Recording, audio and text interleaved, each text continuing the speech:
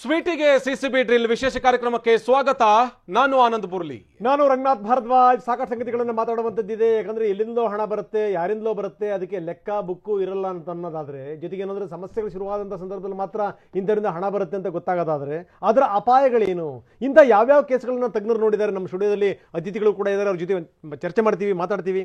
CCB notice ಕೊಟ್ಟಿದೆ ರಾಧಿಕಾಗೆ. ಇವತ್ತು ಬೆಳಗ್ಗೆ 11 ಗಂಟೆಗೆ ಬಂದು ಹಾಜರಾಗಿ ವಿಚಾರಣೆಯನ್ನ ಎದುರಿಸಿ ಎನ್ನುವಂತಹ ವಿಚಾರವನ್ನ ಹೇಳಿದೆ. ಸದ್ಯಕ್ಕೆ ರಾಧಿಕಾ ಕುಮಾರಸ್ವಾಮಿ ಸಿಸಿಬಿ ವಿಚಾರಣೆಗೆ ಹಾಜರಾಗ್ತಾರಾ? ನಟಿ ರಾಧಿಕಾ ಕುಮಾರಸ್ವಾಮಿ ಸಿಸಿಬಿ ವಿಚಾರಣೆಗೆ ಕೌಂಟ್ ಡೌನ್ ಶುರುವಾಗಿದೆ. ಸ್ವೀಟಿಗೆ ಸಿಸಿಬಿ ಕೊಟ್ಟಿರುವಂತಹ ಶಾಕ್ ಇದು. ಸ್ಯಾಂಡಲ್ವುಡ್ ಸ್ವೀಟಿಗೆ ಕಂಟಕವಾಗುತ್ತಾ ಹಣ ವರ್ಗಾವಣೆಯ ಪ್ರಕರಣ. ಇಲ್ಲಿ ಹಣ ವರ್ಗಾವಣೆ ಆಗಿದೆ ಎನ್ನುವಂತ ವಿಚಾರವನ್ನ ಸ್ವತಃ ರಾಧಿಕಾ ಹೇಳಿದ್ರು. ವಂಚಕ ಯುವರಾಜ ಸ್ವಾಮೀಜಿಯ ಸಂಪರ್ಕದಿಂದ ನಟಿಗೆ ಆಪತ್ತು ಎದುರಾಗಿದೆ. ಸದ್ಯಕ್ಕೆ ಅಕೌಂಟ್ಗೆ ಬಂದಂತ ಹಣದಿಂದಲೇ ಸಿಕ್ಕಿ ಬೀಳ್ತಾರ ನಾಟ್ಯ ರಾಣಿ ಶಾಂತಲೆ. ಈ ಸಿನಿಮಾಗೋಸ್ಕರನೇ ಹಣ ಕೊಟ್ಟಿರೋದು ಅನ್ನುವಂತ ವಿಚಾರವನ್ನ ರಾಧಿಕಾ ಹೇಳ್ತಾ ಹೋಗ್ತಾ ಇದ್ದಾರೆ. ನಟಿ ರಾಧಿಕಾ ಕುಮಾರಸ್ವಾಮಿಗೆ ಇವತ್ತು ಸಿಸಿಬಿಯಿಂದ ಡ್ರಿಲ್. ಕೆಲವೇ ಹೊತ್ತಲ್ಲಿ ವಿಚಾರಣೆಗೆ ಹಾಜರಾಗಲಿದ್ದಾರೆ ನಟಿ ರಾಧಿಕಾ. ಕೆಲವೇ ಹೊತ್ತಲ್ಲಿ ಬಂದು ಸಿಸಿಬಿ ವಿಚಾರಣೆಗೆ ಹಾಜರಾಗ್ತಾರೆ. 2 ಗಂಟೆಯಲ್ಲಿ ಸಿಸಿಬಿ ವಿಚಾರಣೆಗೆ ಹಾಜರಾಗಲಿದ್ದಾರೆ ನಟಿ ರಾಧಿಕಾ ಕುಮಾರಸ್ವಾಮಿ. 2 ಗಂಟೆಗಳಲ್ಲಿ ಹಾಜರಾಗ್ತಾರೆ. ಸಿಸಿಬಿ ನೋಟಿಸ್ ಕೊಟ್ಟಿತ್ತು ಬೆಳಗ್ಗೆ 11 ಗಂಟೆಗೆ ಬಂದು ಹಾಜರಾಗಿ ಅಂತೇಳಿ. ಸಿಸಿಬಿಗೆ ಸಿಕ್ಕಂತ ದಾಖಲೆಯಲ್ಲೇನಿದೆ? ನಟಿ ರಾಧಿಕಾ ಕುಮಾರಸ್ವಾಮಿ ಸಿಸಿಬಿ ವಿಚಾರಣೆಗೆ ಕೌಂಟ್ ಡೌನ್ ಶುರುವಾಗಿದೆ. 2 ಗಂಟೆಯ ಒಳಗಾಗಿ ಅವರು ಹಾಜರಾಗ್ತಾರೆ ಸಿಸಿಬಿ ಕಚೇರಿಗೆ. ಅಲ್ಲಿ ವಿಚಾರಣೆಯನ್ನ ಎದುರಿಸ್ತಾರೆ. ಹಣ ವರ್ಗಾವಣೆ ವಿಚಾರಕ್ಕೆ ಸಂಬಂಧಪಟ್ಟ ಹಾಗೆ ಸದ್ಯಕ್ಕೆ ದೊಡ್ಡ ಕಂಟಕ ಎದುರಾಗಿದೆ ನಟಿ ರಾಧಿಕಾಗೆ. ವಂಚಕ ಯುವರಾಜ ಸ್ವಾಮೀಜಿಯ ಸಂಪರ್ಕದಿಂದ ನಟಿಗೆ ಆಪತ್ತು ಎದುರಾಗಿದೆ. ಅಕೌಂಟ್ಗೆ ಬಂದಂತ ಹಣದಿಂದಲೇ ಇಲ್ಲಿ ಬಂದಿರುವಂತದ್ದು ಹಣ ಅಕೌಂಟಿಗೆ ಬಂದಂತ ಹಣದಿಂದಲೇ ದೊಡ್ಡ ಮಟ್ಟದ ಸಂಕಷ್ಟ ಎದುರಾಗಿದೆ. ಸಿಸಿಬಿಯಿಂದ ಡ್ರಿಲ್ ಶುರುವಾಗೋದಕ್ಕೆ ಇನ್ನೇನು 2 ಗಂಟೆಗಳು ಬಾಕಿ ಇದೆ. ಸಿಸಿಬಿ ಕಚೇರಿಗೆ ಹಾಜರಾಗ್ತಾರೆ ಸಿಸಿಬಿ ಅಧಿಕಾರಿಗಳು. ಪ್ರಶ್ನೆಗಳನ್ನ ಈಗಾಗಲೇ ರೆಡಿ ಮಾಡ್ಕೊಂಡಿದ್ದಾರೆ. ಅದಕ್ಕೆ ಸಂಬಂಧಪಟ್ಟ ಹಾಗೆ ವಿಚಾರಣೆ ಕೂಡ ನಡೆಸಲಾಗುತ್ತೆ. 2 ಗಂಟೆಯ ಒಳಗಾಗಿ ನಟಿ ರಾಧಿಕಾ ಕುಮಾರಸ್ವಾಮಿ ಸಿಸಿಬಿ ಕಚೇರಿಗೆ ಹಾಜರಾಗ್ತಾರೆ.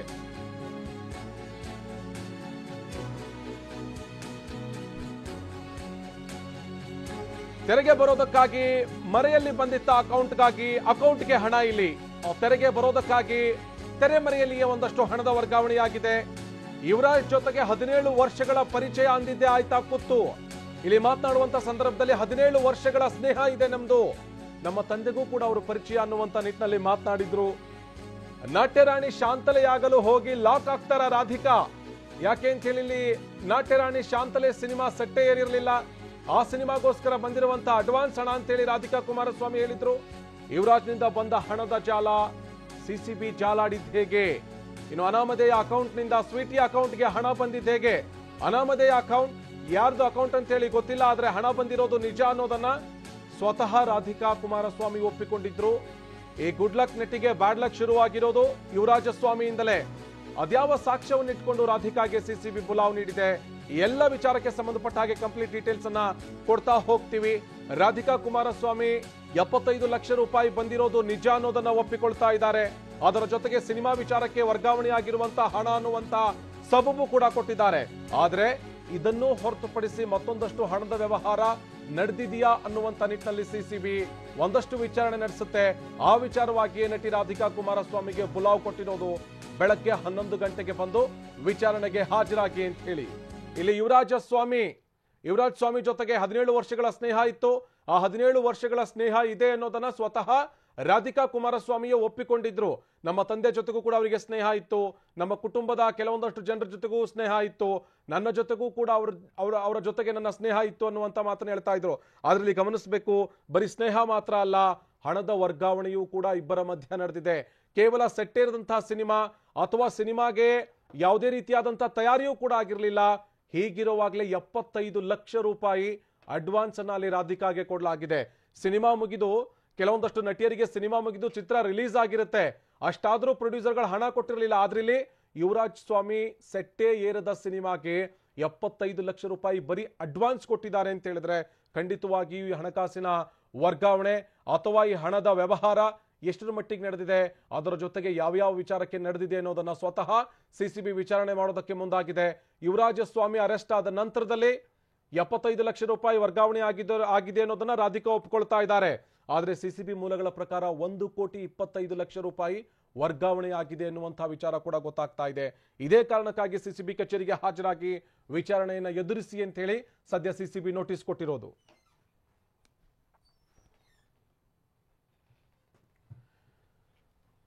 ಹನ್ನೊಂದು ಗಂಟೆಗೆ ವಿಚಾರಣೆಗೆ ಹಾಜರಾಗೋದಕ್ಕೆ ಅಂತ ಹೇಳಿ ನಟಿ ರಾಧಿಕಾ ಬರ್ತಾರೆ. ಬರುವಂತಹ ಸಂದರ್ಭದಲ್ಲಿ ಕೆಲವೊಂದಷ್ಟು ದಾಖಲೆಗಳನ್ನ ಹಿಡಿದು ಬರ್ತಾರಾ ಅಥವಾ ಸಿಸಿಬಿ ತಯಾರು ಮಾಡಿರುವಂತಹ ಪ್ರಶ್ನೆಗಳಿಗೆ ಉತ್ತರ ಕೊಡಲೇಬೇಕಾದಂತಹ ಅನಿವಾರ್ಯತೆ ಇದೆ. ಇಲ್ಲಿ ಸೆಟ್ಟೆ ಏರಿದಂತಹ ಸಿನಿಮಾಗೆ ಪಡೆದಂತಹ ಅಡ್ವಾನ್ಸ್ ಏನಾದ್ರೂ ಕಂಟಕ ಆಗುತ್ತಾ? ಇದೇ ವಿಚಾರ.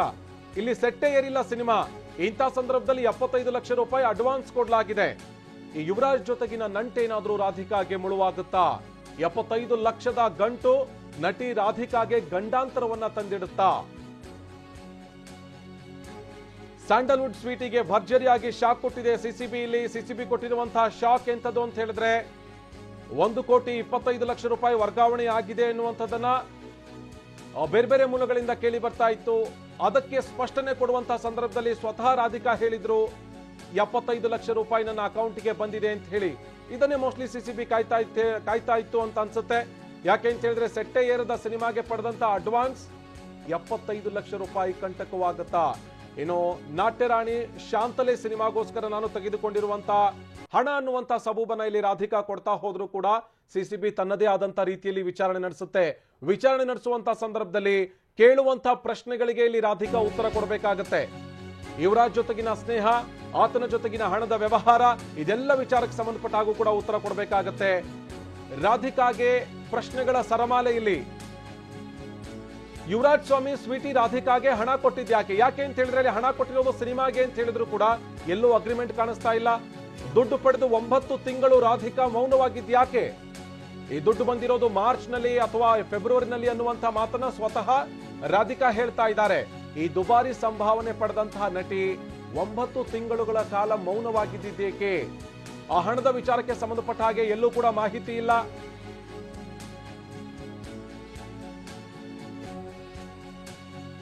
ಎಲ್ಲೂ ಕೂಡ 9 ತಿಂಗಳಿನಿಂದ ಈ ಹಣದ ವಿಚಾರಕ್ಕೆ ಸಂಬಂಧಪಟ್ಟ ಹಾಗಾಗಲಿ ಅಥವಾ ಸಿನಿಮಾ ವಿಚಾರಕ್ಕೆ ಸಂಬಂಧಪಟ್ಟ ಹಾಗಲಿ ಯಾವುದೇ ರೀತಿಯಾದಂತಹ ಡೀಟೇಲ್ಸ್ ಅನ್ನು ಕೊಟ್ಟಿರಲಿಲ್ಲ.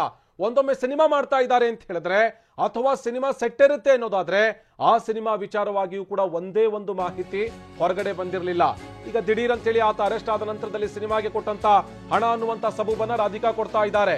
ಇಲ್ಲಿ ಹೆಜ್ಜೆ ಹೆಜ್ಜೆಗೂ ಕೊಟ್ಟಂತ ಹೇಳಿಕೆಯೇ ಕಂಟಕವಾಗುತ್ತಾ ಅಂತ ಹೇಳಿ ಈ ವಂಚಕನ ಜೊತೆಗಿನ ನಂಟೇನಿದೆಯಲ್ಲ ಅದು ನಟಿ ಮಳಿಗೆ ಮುಳುವಾಗುತ್ತಾ? ಸಿಸಿಬಿ ಮೆಟ್ಟಿಲಿರುವಂತೆ ಮಾಡಿದೆ ರಾಧಿಕಾ ಖಾತೆಗೆ ಬಂದಂತ ಹಣ. ಬಂದಿರುವಂತಹ ಹಣ 15 ಲಕ್ಷ ರೂಪಾಯಿ ಯುವರಾಜ್ ಸ್ವಾಮಿ ಅಕೌಂಟ್ನಿಂದ, ಇನ್ನು 60 ಲಕ್ಷ ಆತನ ಸಂಬಂಧಿಯಿಂದ ಅನ್ನುವಂತ ಮಾತನ್ನ ಸ್ವತಃ ರಾಧಿಕಾ ಹೇಳ್ತಾ ಹೋಗಿದ್ದಾರೆ. ನಿಜವಾಗ್ಲೂ ಅಗ್ರಿಮೆಂಟ್ ಮಾಡಿರುವ ಹಿಂದೆ ಇದೆಯಾ ಪ್ಲಾನ್? ಈ ಅಗ್ರಿಮೆಂಟ್ ಅನ್ನ ಮಾಡ್ಕೊಂಡೇ ಇಲ್ಲ. ಇಲ್ಲಿ ಯಾವ್ದಾದ್ರು ಸಿನಿಮಾಗೆ ಅಡ್ವಾನ್ಸ್ ಅಥವಾ ಸಿನಿಮಾಗೆ ಒಂದೇನಾದ್ರೂ ಒಪ್ಪಂದ ಆಗುತ್ತೆ ಅಂತ ಹೇಳಿದ್ರೆ ಅದಕ್ಕೊಂದು ಅಗ್ರಿಮೆಂಟ್ ಮಾಡಿಸ್ಕೊಳ್ಳಲಾಗುತ್ತೆ. ಆದ್ರೆ ಅಗ್ರಿಮೆಂಟ್ ಅನ್ನ ಇಲ್ಲಿ ಮಾಡಿಸ್ಕೊಂಡೇ ಇಲ್ಲ. ಅಗ್ರಿಮೆಂಟ್ ಅನ್ನ ಮಾಡಿಸ್ಕೊಳ್ಳದೇ ಇರುವಂತ ಹಿಂದಿರುವಂತಹ ಮರ್ಮ ಏನು? ಈ ಒಂದಷ್ಟು ಪ್ರಶ್ನೆಗಳು ಸದ್ಯಕ್ಕೆ ಎಲ್ಲರನ್ನ ಕಾಡ್ತಾ ಇದೆ. ನಮ್ಮ ಪ್ರತಿನಿಧಿ ಜಗದೀಶ್ ಸಿಸಿಬಿ ಕಚೇರಿಯ ಮುಂಭಾಗದಿಂದ ನೇರ ಸಂಪರ್ಕದಲ್ಲಿ ಜಾಯ್ನ್ ಆಗಿದ್ದಾರೆ. ಜಗದೀಶ್, 11 ಗಂಟೆಗೆ ನಟಿ ರಾಧಿಕಾ ಕುಮಾರಸ್ವಾಮಿ ಹಾಜರಾಗ್ತಾರೆ. 11 ಗಂಟೆಗೆ ಪ್ರಶ್ನೆಗಳ ಸುರಿಮಳೆಯನ್ನ ಸುರಿಸೋದಕ್ಕೆ ಸಿಸಿಬಿ ಕೂಡ ಒಂದಷ್ಟು ಸಿದ್ಧತೆಗಳನ್ನ ಮಾಡಿಕೊಳ್ತಾ ಇದೆ. ಯಾರ ನೇತೃತ್ವದಲ್ಲಿ ನಡೆಯುವಂತಹ ವಿಚಾರಣೆ? 11 ಗಂಟೆಗೆ ಕರೆಕ್ಟ್ ಆಗಿ ರಾಧಿಕಾ ಸಿಸಿಬಿ ಕಚೇರಿಗೆ ಬರ್ತಾರಾ ಜಗದೀಶ್? ಖಂಡಿತ ಆನಂದ್ ಮುರಳಿ, ಈಗಾಗಲೇ ಏನ್ ಸಿಸಿಬಿ ಅಧಿಕಾರಿಗಳು ರಾಧಿಕಾ ಕುಮಾರಸ್ವಾಮಿಗೆ ನೋಟಿಸ್ ಅನ್ನ ನೀಡಿರುವಂತದ್ದು, ಜೊತೆಗೆ ಈಗಾಗಲೇ ಹಣದ ವ್ಯವಹಾರವಾಗಿ ಆಕೆ ಸಾಕಷ್ಟು ಒಂದು ಗೊಂದಲದ ಹೇಳಿಕೆಗಳನ್ನ ಕೂಡ ನೀಡಿರುವಂತದ್ದು. ಅದರ ಜೊತೆಗೆ ಸಿಸಿಬಿ ಬಳಿ ಸಾಕಷ್ಟು ಒಂದು ಹಣದ ವ್ಯವಹಾರದ ದಾಖಲೆಗಳು ಕೂಡ ಲಭ್ಯ ಆಗಿರುವಂತದ್ದು. ಆ ನಿಟ್ಟಿನಲ್ಲಿ ಈಗಾಗಲೇ ಆಕೆಗೆ ಪ್ರಶ್ನೆ ಮಾಡ್ಲಿಕ್ಕೆ ಅಂತ ಹೇಳಿ ಸಾಕಷ್ಟು ಒಂದು ತಯಾರಿಗಳನ್ನು ಕೂಡ ಮಾಡ್ಕೊಂಡಿರುವಂತದ್ದು. ಆ ನಿಟ್ಟಿನಲ್ಲಿ ಈಗಾಗಲೇ ಆಕೆಗೆ ಏನೊಂದು 11 ಗಂಟೆಗೆ ಸಿಸಿಬಿ ಕಚೇರಿಗೆ ಬಂದು ಇವತ್ತು ವಿಚಾರಣೆಗೆ ಹಾಜರಾಗುವಂತೆ ಸೂಚಿಸಿರುವಂತದ್ದು. ಅದೇ ನಿಟ್ಟಿನಲ್ಲಿ ಇವತ್ತು 11 ಗಂಟೆಗೆ ರಾಧಿಕಾ ಕುಮಾರಸ್ವಾಮಿ ಸಿಸಿಬಿ ಕಚೇರಿಗೆ ಆಗಮಿಸುವಂತಹ ಸಾಧ್ಯತೆ ಇರುವಂತದ್ದು. ಅದ್ರ ಜೊತೆಗೆ ಆಕೆ ಸಂಪೂರ್ಣವಾಗಿ ವಿಚಾರಣೆ ಎದುರಿಸುವಂತಹ ವಿಚಾರ ಈಗ ಇರುವಂತದ್ದು. ಪ್ರಮುಖವಾಗಿ ಈಗಾಗಲೇ ಏನ್ ಈ ಪ್ರಕರಣ ಏನಿದೆ, ಯುವರಾಜ್ ಪ್ರಕರಣಕ್ಕೆ ಸಂಬಂಧಿಸಿದಂತೆ ಪ್ರಕರಣದ ತನಿಖಾಧಿಕಾರಿ ಆಗಿರುವಂತಹ ಏನು ನಾಗರಾಜ್ ಅವರೇನಿರ್ಬೋದು, ಜೊತೆಗೆ ಇನ್ಸ್ಪೆಕ್ಟರ್ ಕೇಶವ್ ಮೂರ್ತಿ ಆಗಿರ್ಬೋದು, ಇವರೆಲ್ಲರೂ ಕೂಡ ಇವತ್ತು ವಿಚಾರಣೆಯನ್ನು ನಡೆಸುವಂತದ್ದು. ಈಗಾಗಲೇ ರಾಧಿಕಾ ಬರುವಂತಹ ನಿಟ್ಟಿನಲ್ಲಿ ಓರ್ವ ಮಹಿಳಾ ಇನ್ಸ್ಪೆಕ್ಟರ್ ಕೂಡ ಜೊತೆಗೆ ಇರ್ತಾರೆ. ಈ ಸಂದರ್ಭದಲ್ಲಿ ಅವರ ಪ್ರತಿಯೊಂದು ವಿಚಾರಣೆಯಲ್ಲೂ ಕೂಡ ಸಾಕಷ್ಟು ಒಂದು ಗಮನವೇ ವಹಿಸಬೇಕಾಗಿರುವಂತದ್ದು. ಯಾಕಂದ್ರೆ ಈಗಾಗಲೇ ಏನೊಂದು ಹಣದ ಸಂದಾಯದಲ್ಲಿ ರಾಧಿಕಾ ಅವರೇ ಖುದ್ದಾಗಿ ಕೆಲವೊಂದು ಒಂದು ಗೊಂದಲದ ಹೇಳಿಕೆಗಳನ್ನ ನೀಡಿರುವಂಥದ್ದು. ಅಂದ್ರೆ ಯುವರಾಜ್ ಅವರಿಂದ ನನಗೆ ಹಣ ಬಂದಿದೆ, ಅದು ಪ್ರಮುಖವಾಗಿ ಕೇವಲ ಒಂದು 15 ಲಕ್ಷವನ್ನ ಅವರ ಖಾತೆಯಿಂದ ನನಗೆ ಕಳಿಸಿದ್ದಾರೆ, ಅದಕ್ಕೆ ದುಪ್ಪಟ್ಟು ಹಣ 60 ಲಕ್ಷ ಹಣವನ್ನ ಮತ್ತೊಬ್ಬರಿಂದ ನನಗೆ ಕಳಿಸಿದ್ದಾರೆ ಅನ್ನುವಂಥ ವಿಚಾರವನ್ನ ಕೂಡ ಆಕೆ ಉಲ್ಲೇಖಿಸಿರುವಂಥದ್ದು. ಇದು ಎಲ್ಲೋ ಒಂದು ಕಡೆ ಹುಬ್ಬೇರುವಂತಹ ವಿಚಾರ. ಜೊತೆಗೆ ಅವರ ಹಣವನ್ನ ಮತ್ತೊಂದು ಕಡೆಯಿಂದ ಬಂದಿದೆ ಅಂದ್ರೆ ಆ ವ್ಯಕ್ತಿಯಿಂದ ಬಂದಿರುವಂತಹ ವಿಚಾರವನ್ನ ಇವರಿಗೆ ಗೊತ್ತಿರಲಿಲ್ವಾ? ಗೊತ್ತಿದ್ರು ಆ ವ್ಯಕ್ತಿ ಯಾರೋ ಒಬ್ರು ಈ ರೀತಿಯಾಗಿ ಹಣ ಕಳಿಸ್ತಾರೆ ಅಂದ್ರೆ ಅವ್ರು ಯಾಕೆ ಅದ್ರ ಬಗ್ಗೆ ತಲೆ ಕೆಡಿಸ್ಕೊಳ್ಳಿಲ್ಲ, ಯಾಕೆ ಆ ಪ್ರಶ್ನೆಯನ್ನ ಮಾಡಲಿಲ್ಲ,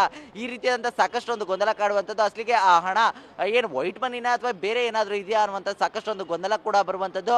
ಈ ನಿಟ್ಟಲ್ಲಿ ಈಗಾಗಲೇ ಆಕೆ ಹೇಳಿರುವಂತಹ ವಿಚಾರ ಏನಿದೆ ಆ ವಿಚಾರವಾಗಿ ಸಂಬಂಧಪಟ್ಟಂತೆ ಕೂಡ ಈಗಾಗಲೇ ಸಿಸಿಬಿ ಅಧಿಕಾರಿಗಳು ವಿಚಾರಣೆ ನಡೆಸುವಂತಹ ಸಾಧ್ಯತೆ ಇರುವಂಥದ್ದು. ಇನ್ನು ಈಗಾಗಲೇ ಏನು 1.25 ಕೋಟಿಯಷ್ಟು ಹಣ ಜಮೆ ಆಗಿರುವಂತಹ ವಿಚಾರ ಕೂಡ ಈಗಾಗಲೇ ಸಿಸಿಬಿ ಮುಂದೆ ಇರುವಂಥದ್ದು. ಈ ನಿಟ್ಟಲ್ಲಿ ಇಂದು ಬರುವಂತಹ ರಾಧಿಕಾ ಕುಮಾರಸ್ವಾಮಿಗೆ ಈ ಸಂಪೂರ್ಣವಾದಂತಹ ಒಂದು ಮಾಹಿತಿಗಳನ್ನ ಕಲೆ ಹಾಕುವಂಥದ್ದು. ಇನ್ನು ಆರಂಭದಲ್ಲಿ ಮೊದಲನೇದಾಗಿ ಏನು ರಾಧಿಕಾ ಕುಮಾರಸ್ವಾಮಿಗೆ ಯುವರಾಜ್ ಅವರು ಯಾವಾಗಿಂದ ಪರಿಚಯ ಅನ್ನುವಂಥ ವಿಚಾರದಿಂದ ಆರಂಭ ಆಗುವಂಥದ್ದು. ಜೊತೆಗೆ ಅವರ ಈ ರೀತಿಯಾದಂತಹ ಒಂದು ವ್ಯಕ್ತಿ ನನಗೆ ಗೊತ್ತೇ ಇರಲಿಲ್ಲ ಅನ್ನುವಂಥ ವಿಚಾರ ಕೂಡ ಆಕೆ ಹಿಂದೆ ಹೇಳಿರುವಂಥದ್ದು. ಆದರೆ 17 ವರ್ಷಗಳಿಂದ ಆತ ಗೊತ್ತಿದ್ದಾನೆ ಅಂದ್ರೆ ಆತ ಫ್ಯಾಮಿಲಿ ಫ್ರೆಂಡ್ ಆಗಿದ್ದಾನೆ ಅಂದ್ರೆ ಈ ವಿಚಾರಗಳು ಯಾವುದು ಗೊತ್ತಿರಲಿಲ್ವ ಅನ್ನುವಂಥ ವಿಚಾರ ಇರುವಂಥ. ಜೊತೆಗೆ ಹಣದ ವ್ಯವಹಾರವನ್ನ ಸಾಕಷ್ಟು ಒಂದು ಇಂಚಿಂಚು ಮಾಹಿತಿಗಳನ್ನ ಪಡೆಯುವಂಥದ್ದು.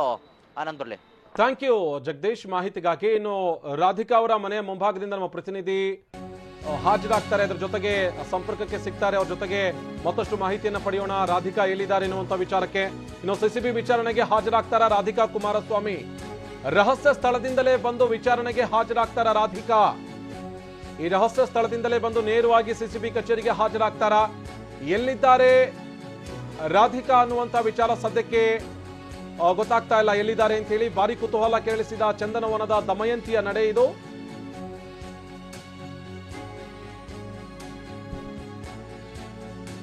ಸಿಸಿಬಿ ವಿಚಾರಣೆಗೆ ಹಾಜರಾಗ್ತಾರ ರಾಧಿಕಾ ಕುಮಾರಸ್ವಾಮಿ? ರಹಸ್ಯ ಸ್ಥಳದಿಂದಲೇ ನೇರವಾಗಿ ಬಂದು ತದನಂತರದಲ್ಲಿ ಸಿಸಿಬಿ ಕಚೇರಿಗೆ ಬಂದು ಹಾಜರಾಗ್ತಾರ?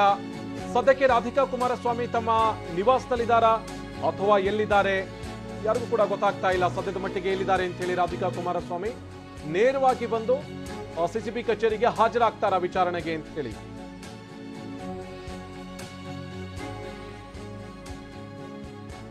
ಸಿಸಿಬಿ ವಿಚಾರಣೆಗೆ ಹಾಜರಾಗ್ತಾರಾ? ಯಾಕೆ ಅಂತ ಹೇಳಿದ್ರೆ ಉಳಿದಿರುವಂತಹ 2 ಗಂಟೆಯ ಅವಧಿಯ ಒಳಗಾಗಿ ಸಿಸಿಬಿ ಕಚೇರಿಗೆ ಬಂದು ಹಾಜರಾಗಬೇಕು, ವಿಚಾರಣೆಯನ್ನ ಎದುರಿಸಬೇಕು.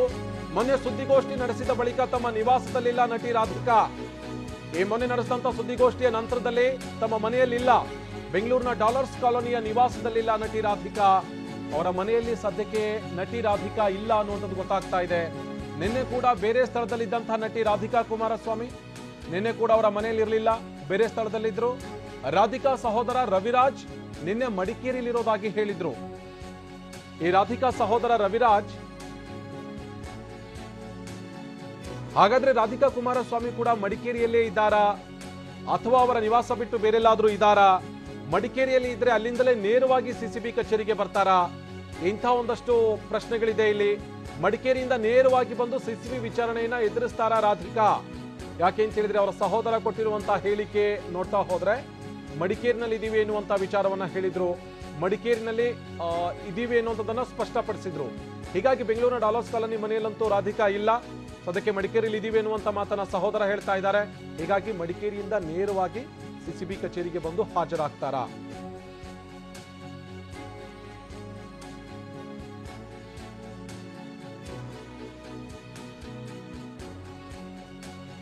ಮನೆಯಲ್ಲಿಲ್ಲ, ಮಡಿಕೇರಿಯಲ್ಲಿದ್ದಾರೆ ಎನ್ನುವಂತ ವಿಚಾರ ಗೊತ್ತಾಗ್ತಾ ಇತ್ತು. ಆದ್ರೆ ಸದ್ಯಕ್ಕೆ ಸಿಗ್ತಾ ಇರೋ ಮಾಹಿತಿಯ ಪ್ರಕಾರ ರಾಧಿಕಾ ಕುಮಾರಸ್ವಾಮಿ ಅವರ ಮನೆಯಲ್ಲೇ ಇದ್ದಾರೆ. ಇವತ್ತು ಸಿಸಿಬಿ ಪೊಲೀಸರ ಎದುರು ನಟಿ ರಾಧಿಕಾ ಹಾಜರಾಗ್ತಾರೆ. ಬೆಳಗ್ಗೆ 9:40ಕ್ಕೆ ಸಿಸಿಬಿ ಕಚೇರಿಯತ್ತ ರಾಧಿಕಾ ಹೊರಡ್ತಾರೆ ಎನ್ನುವಂತ ಮಾಹಿತಿ ಸಿಗ್ತಾ ಇದೆ. ಡಾಲರ್ಸ್ ಕಾಲೋನಿಯ ನಿವಾಸದಲ್ಲೇ ಇದ್ದಾರೆ ರಾಧಿಕಾ ಕುಮಾರಸ್ವಾಮಿ. ಬೆಳಗ್ಗೆ 9:40 ಸುಮಾರಿಗೆ ಮನೆಯಿಂದ ಹೊರಡ್ತಾರೆ ರಾಧಿಕಾ. ಮನೆಯಿಂದ ಹೊರಟು ಸಿಸಿಬಿ ಕಚೇರಿಗೆ ಹಾಜರಾಗಿ ಅಲ್ಲಿ ವಿಚಾರಣೆಯನ್ನ ಎದುರಿಸ್ತಾರೆ ಎನ್ನುವಂತ ಮಾಹಿತಿ ಇದೆ. ಬೆಂಗಳೂರಿನ ಡಾಲರ್ಸ್ ಕಾಲೋನಿಯ ಮನೆಯಿಂದಲೇ ಸಿಸಿಬಿ ಕಚೇರಿಗೆ ನಟಿ ರಾಧಿಕಾ ಹೊರಡ್ತಾರೆ. ಬೆಳಗ್ಗೆ 9:40ಕ್ಕೆ ಸಿಸಿಬಿ ಕಚೇರಿಗೆ ಹೊರಡ್ತಾರೆ ಎನ್ನುವಂತ ವಿಚಾರ ಗೊತ್ತಾಗ್ತಾ ಇದೆ. ಮನೆಯಿಂದ ನೇರವಾಗಿ ಸಿಸಿಬಿ ಕಚೇರಿಗೆ ಹೊರಡಲಿದ್ದಾರೆ ರಾಧಿಕಾ. ಮನೆಯಿಂದ ನೇರವಾಗಿ ಸಿಸಿಬಿ ಕಚೇರಿಗೆ ಹೊರಡ್ತಾರೆ.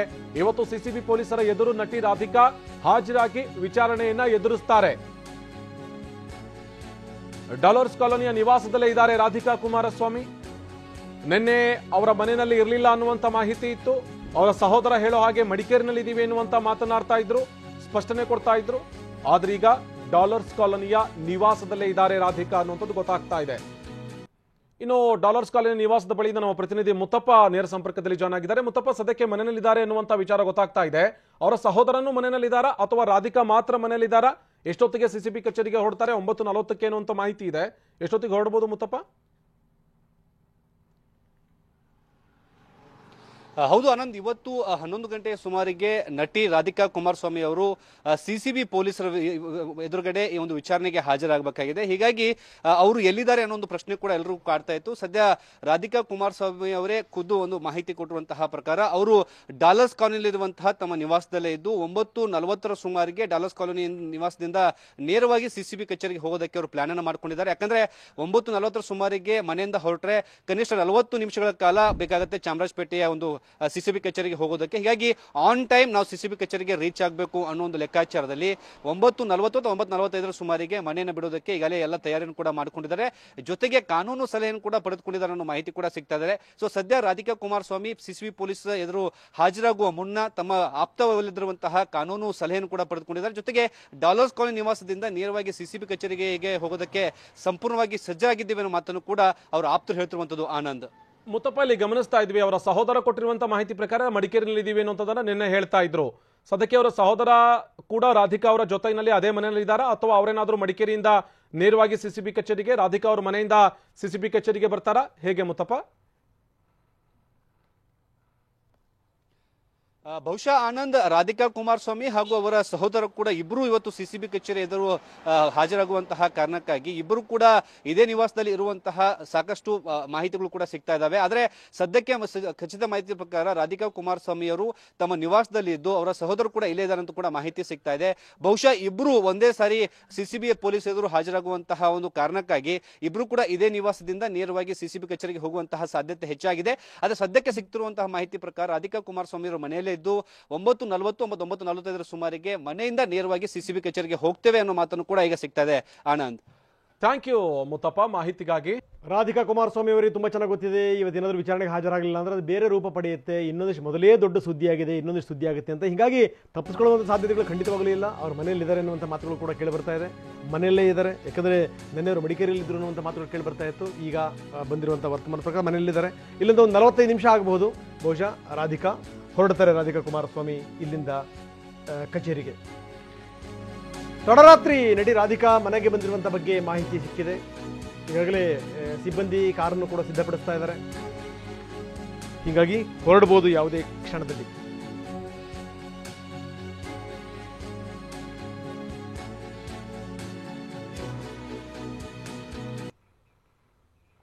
ಸೊ ಇವತ್ತು ಯಾವ್ಯಾವ ಅಂಶಗಳು ಚರ್ಚೆಗೆ ಬರ್ತವೆ, ಏನು ಇತ್ತು, ಅಧಿಕಾರಿಗಳು ಯಾವ್ಯಾವ ಪ್ರಶ್ನೆಗಳು ಕೇಳ್ತಾರೆ. ಯಾಕಂದರೆ ನಮ್ಮ ಸ್ಟುಡಿಯೋದಲ್ಲೂ ಕೂಡ ಅಧಿಕಾರಿಗಳಿದ್ದಾರೆ, ಅಧಿಕಾರಿಗಳ ಕೆಲಸ ಮಾಡಿ ನಿವೃತ್ತರಾಗಿರುವಂಥವ್ರು ಇದ್ದಾರೆ. ಅವ್ರಿಗೆ ತುಂಬ ಚೆನ್ನಾಗಿ ಗೊತ್ತಿದೆ, ಅದ್ರ ಬಗ್ಗೆ ನಾನು ಚರ್ಚೆ ಮಾಡ್ತೀನಿ. ಅದಕ್ಕಿಂತ ಮೊದಲು ಬನ್ನಿ, ಮಾಲ್ತೇಶ್ ಜಗಿನ್ ನಮ್ಮ ಪ್ರತಿನಿಧಿ ನಮ್ಮೊಂದಿಗೆ ನೇರ ಸಂಪರ್ಕದಿದ್ದಾರೆ. ಮಾಲ್ತೇಶ್, ನೋಡ್ತಾ ಇದೀವಿ ಏನು ಅಂದರೆ ಸಿಬ್ಬಂದಿ ಈಗಾಗಲೇ ಕಾರ್ ಸಿದ್ಧಪಡಿಸ್ತಾ ಇದ್ದಾರೆ ಅನ್ನುವಂಥ ಮಾಹಿತಿ ಬಂದಿದೆ. ಎಷ್ಟೊತ್ತಿಗೆ ರಾಧಿಕಾ ಇಲ್ಲಿಂದ ಹೊರಡ್ತಾರೆ?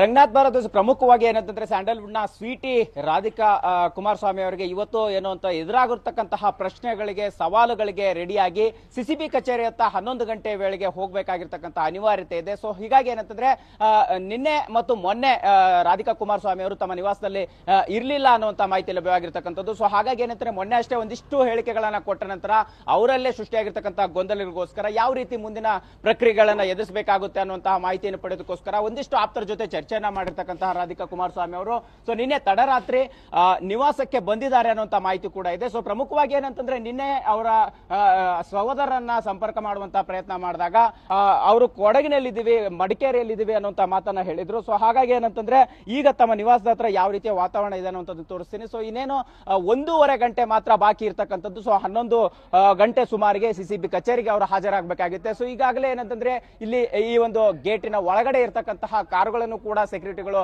ಸಿದ್ಧ ಮಾಡಿರ್ತಕ್ಕಂಥದ್ದು. ಸೊ ಅವರ ಒಂದು ಸಿಬ್ಬಂದಿ ಕೂಡ ಎಲ್ಲಾ ರೀತಿಯ ಪ್ರಕ್ರಿಯೆನ ಮುಗಿಸಿದ್ದಾರೆ. ಸೊ ಆದ್ರೆ ಒಂದು ಪ್ರಮುಖವಾಗಿ ಕಾಡ್ತಾ ಇರ್ತಕ್ಕಂಥ ಪ್ರಶ್ನೆ, ಇಷ್ಟೊತ್ತಾದ್ರೂ ಕೂಡ ಕುಟುಂಬದ ಆಪ್ತರು ಹೇಳ್ತಾ ಇರ್ತಕ್ಕಂಥ ಪ್ರಕಾರ ಅವರು ಇಲ್ಲಿ ಇಲ್ಲ ಅನ್ನುವಂತ ಒಂದಿಷ್ಟು ಹಾರಿಕೆ ಉತ್ತರವನ್ನ ಮಾತ್ರ ಕೊಡ್ತಾ ಇದ್ದಾರೆ. ಸೊ ಹಾಗಾದ್ರೆ ರಾಧಿಕಾ ಕುಮಾರಸ್ವಾಮಿ ಅವರು ಇಲ್ಲಿಂದಲೇ ನೇರವಾಗಿ ಸಿಸಿಬಿ ಕಚೇರಿಗೆ ಹೋಗ್ತಾರಾ ಅಥವಾ ಇನ್ನೇನಾದ್ರೂ ಕಾನೂನು ಪ್ರಕ್ರಿಯೆ ಇರುತ್ತೋ ಅಥವಾ ಒಂದಿಷ್ಟು ಆಪ್ತರ ಸಲಹೆಗಳನ್ನ ಪಡೆದು ವಕೀಲರ ಮುಖಾಂತರ ಮಾಹಿತಿಯನ್ನ ಪಡೆದು ನಂತರ ಅಲ್ಲಿಗೆ ಹೋಗ್ತಾರಾ ಅಥವಾ ಏನಾದ್ರೂ ವಕೀಲರನ್ನ ಕಳಿಸುವಂತ ಪ್ರಯತ್ನವನ್ನ ಮಾಡಿ ಯಾವ ರೀತಿ ಒಂದು ಸಂದರ್ಭದಲ್ಲಿ ಅವರು ನಡೆ ಇರುತ್ತೆ ಅನ್ನೋದು ಕೂಡ ಈಗ ಸಾಕಷ್ಟು ಕುತೂಹಲಕ್ಕೆ ಎಡೆ ಮಾಡಿಕೊಟ್ಟಿರ್ತಕ್ಕಂಥದ್ದು. ಈಗ ಸದ್ಯಕ್ಕೆ ಇರುವಂತಹ ಮಾಹಿತಿ ಪ್ರಕಾರ ರಾಧಿಕಾ ಕುಮಾರಸ್ವಾಮಿ ಅವರು ಡಾಲರ್ಸ್ ಕಾಲೋನಿಯ ನಿವಾಸದಿಂದ ಇನ್ನೇನು 1.5 ಗಂಟೆ ನಂತರ ಹೊರಡುವಂತಹ ಬಹುತೇಕ ಸಾಧ್ಯತೆಗಳಿದೆ. 11 ಗಂಟೆಯ ವೇಳೆಗೆ ಸಿಸಿಬಿ ಕಚೇರಿಯನ್ನು ತಲುಪ್ತಾರೆ ಅನ್ನುವಂತಹ ಮಾಹಿತಿಗಳು ಸದ್ಯಕ್ಕೆ ಲಭ್ಯವಾಗಿರ್ತಕ್ಕಂಥದ್ದು.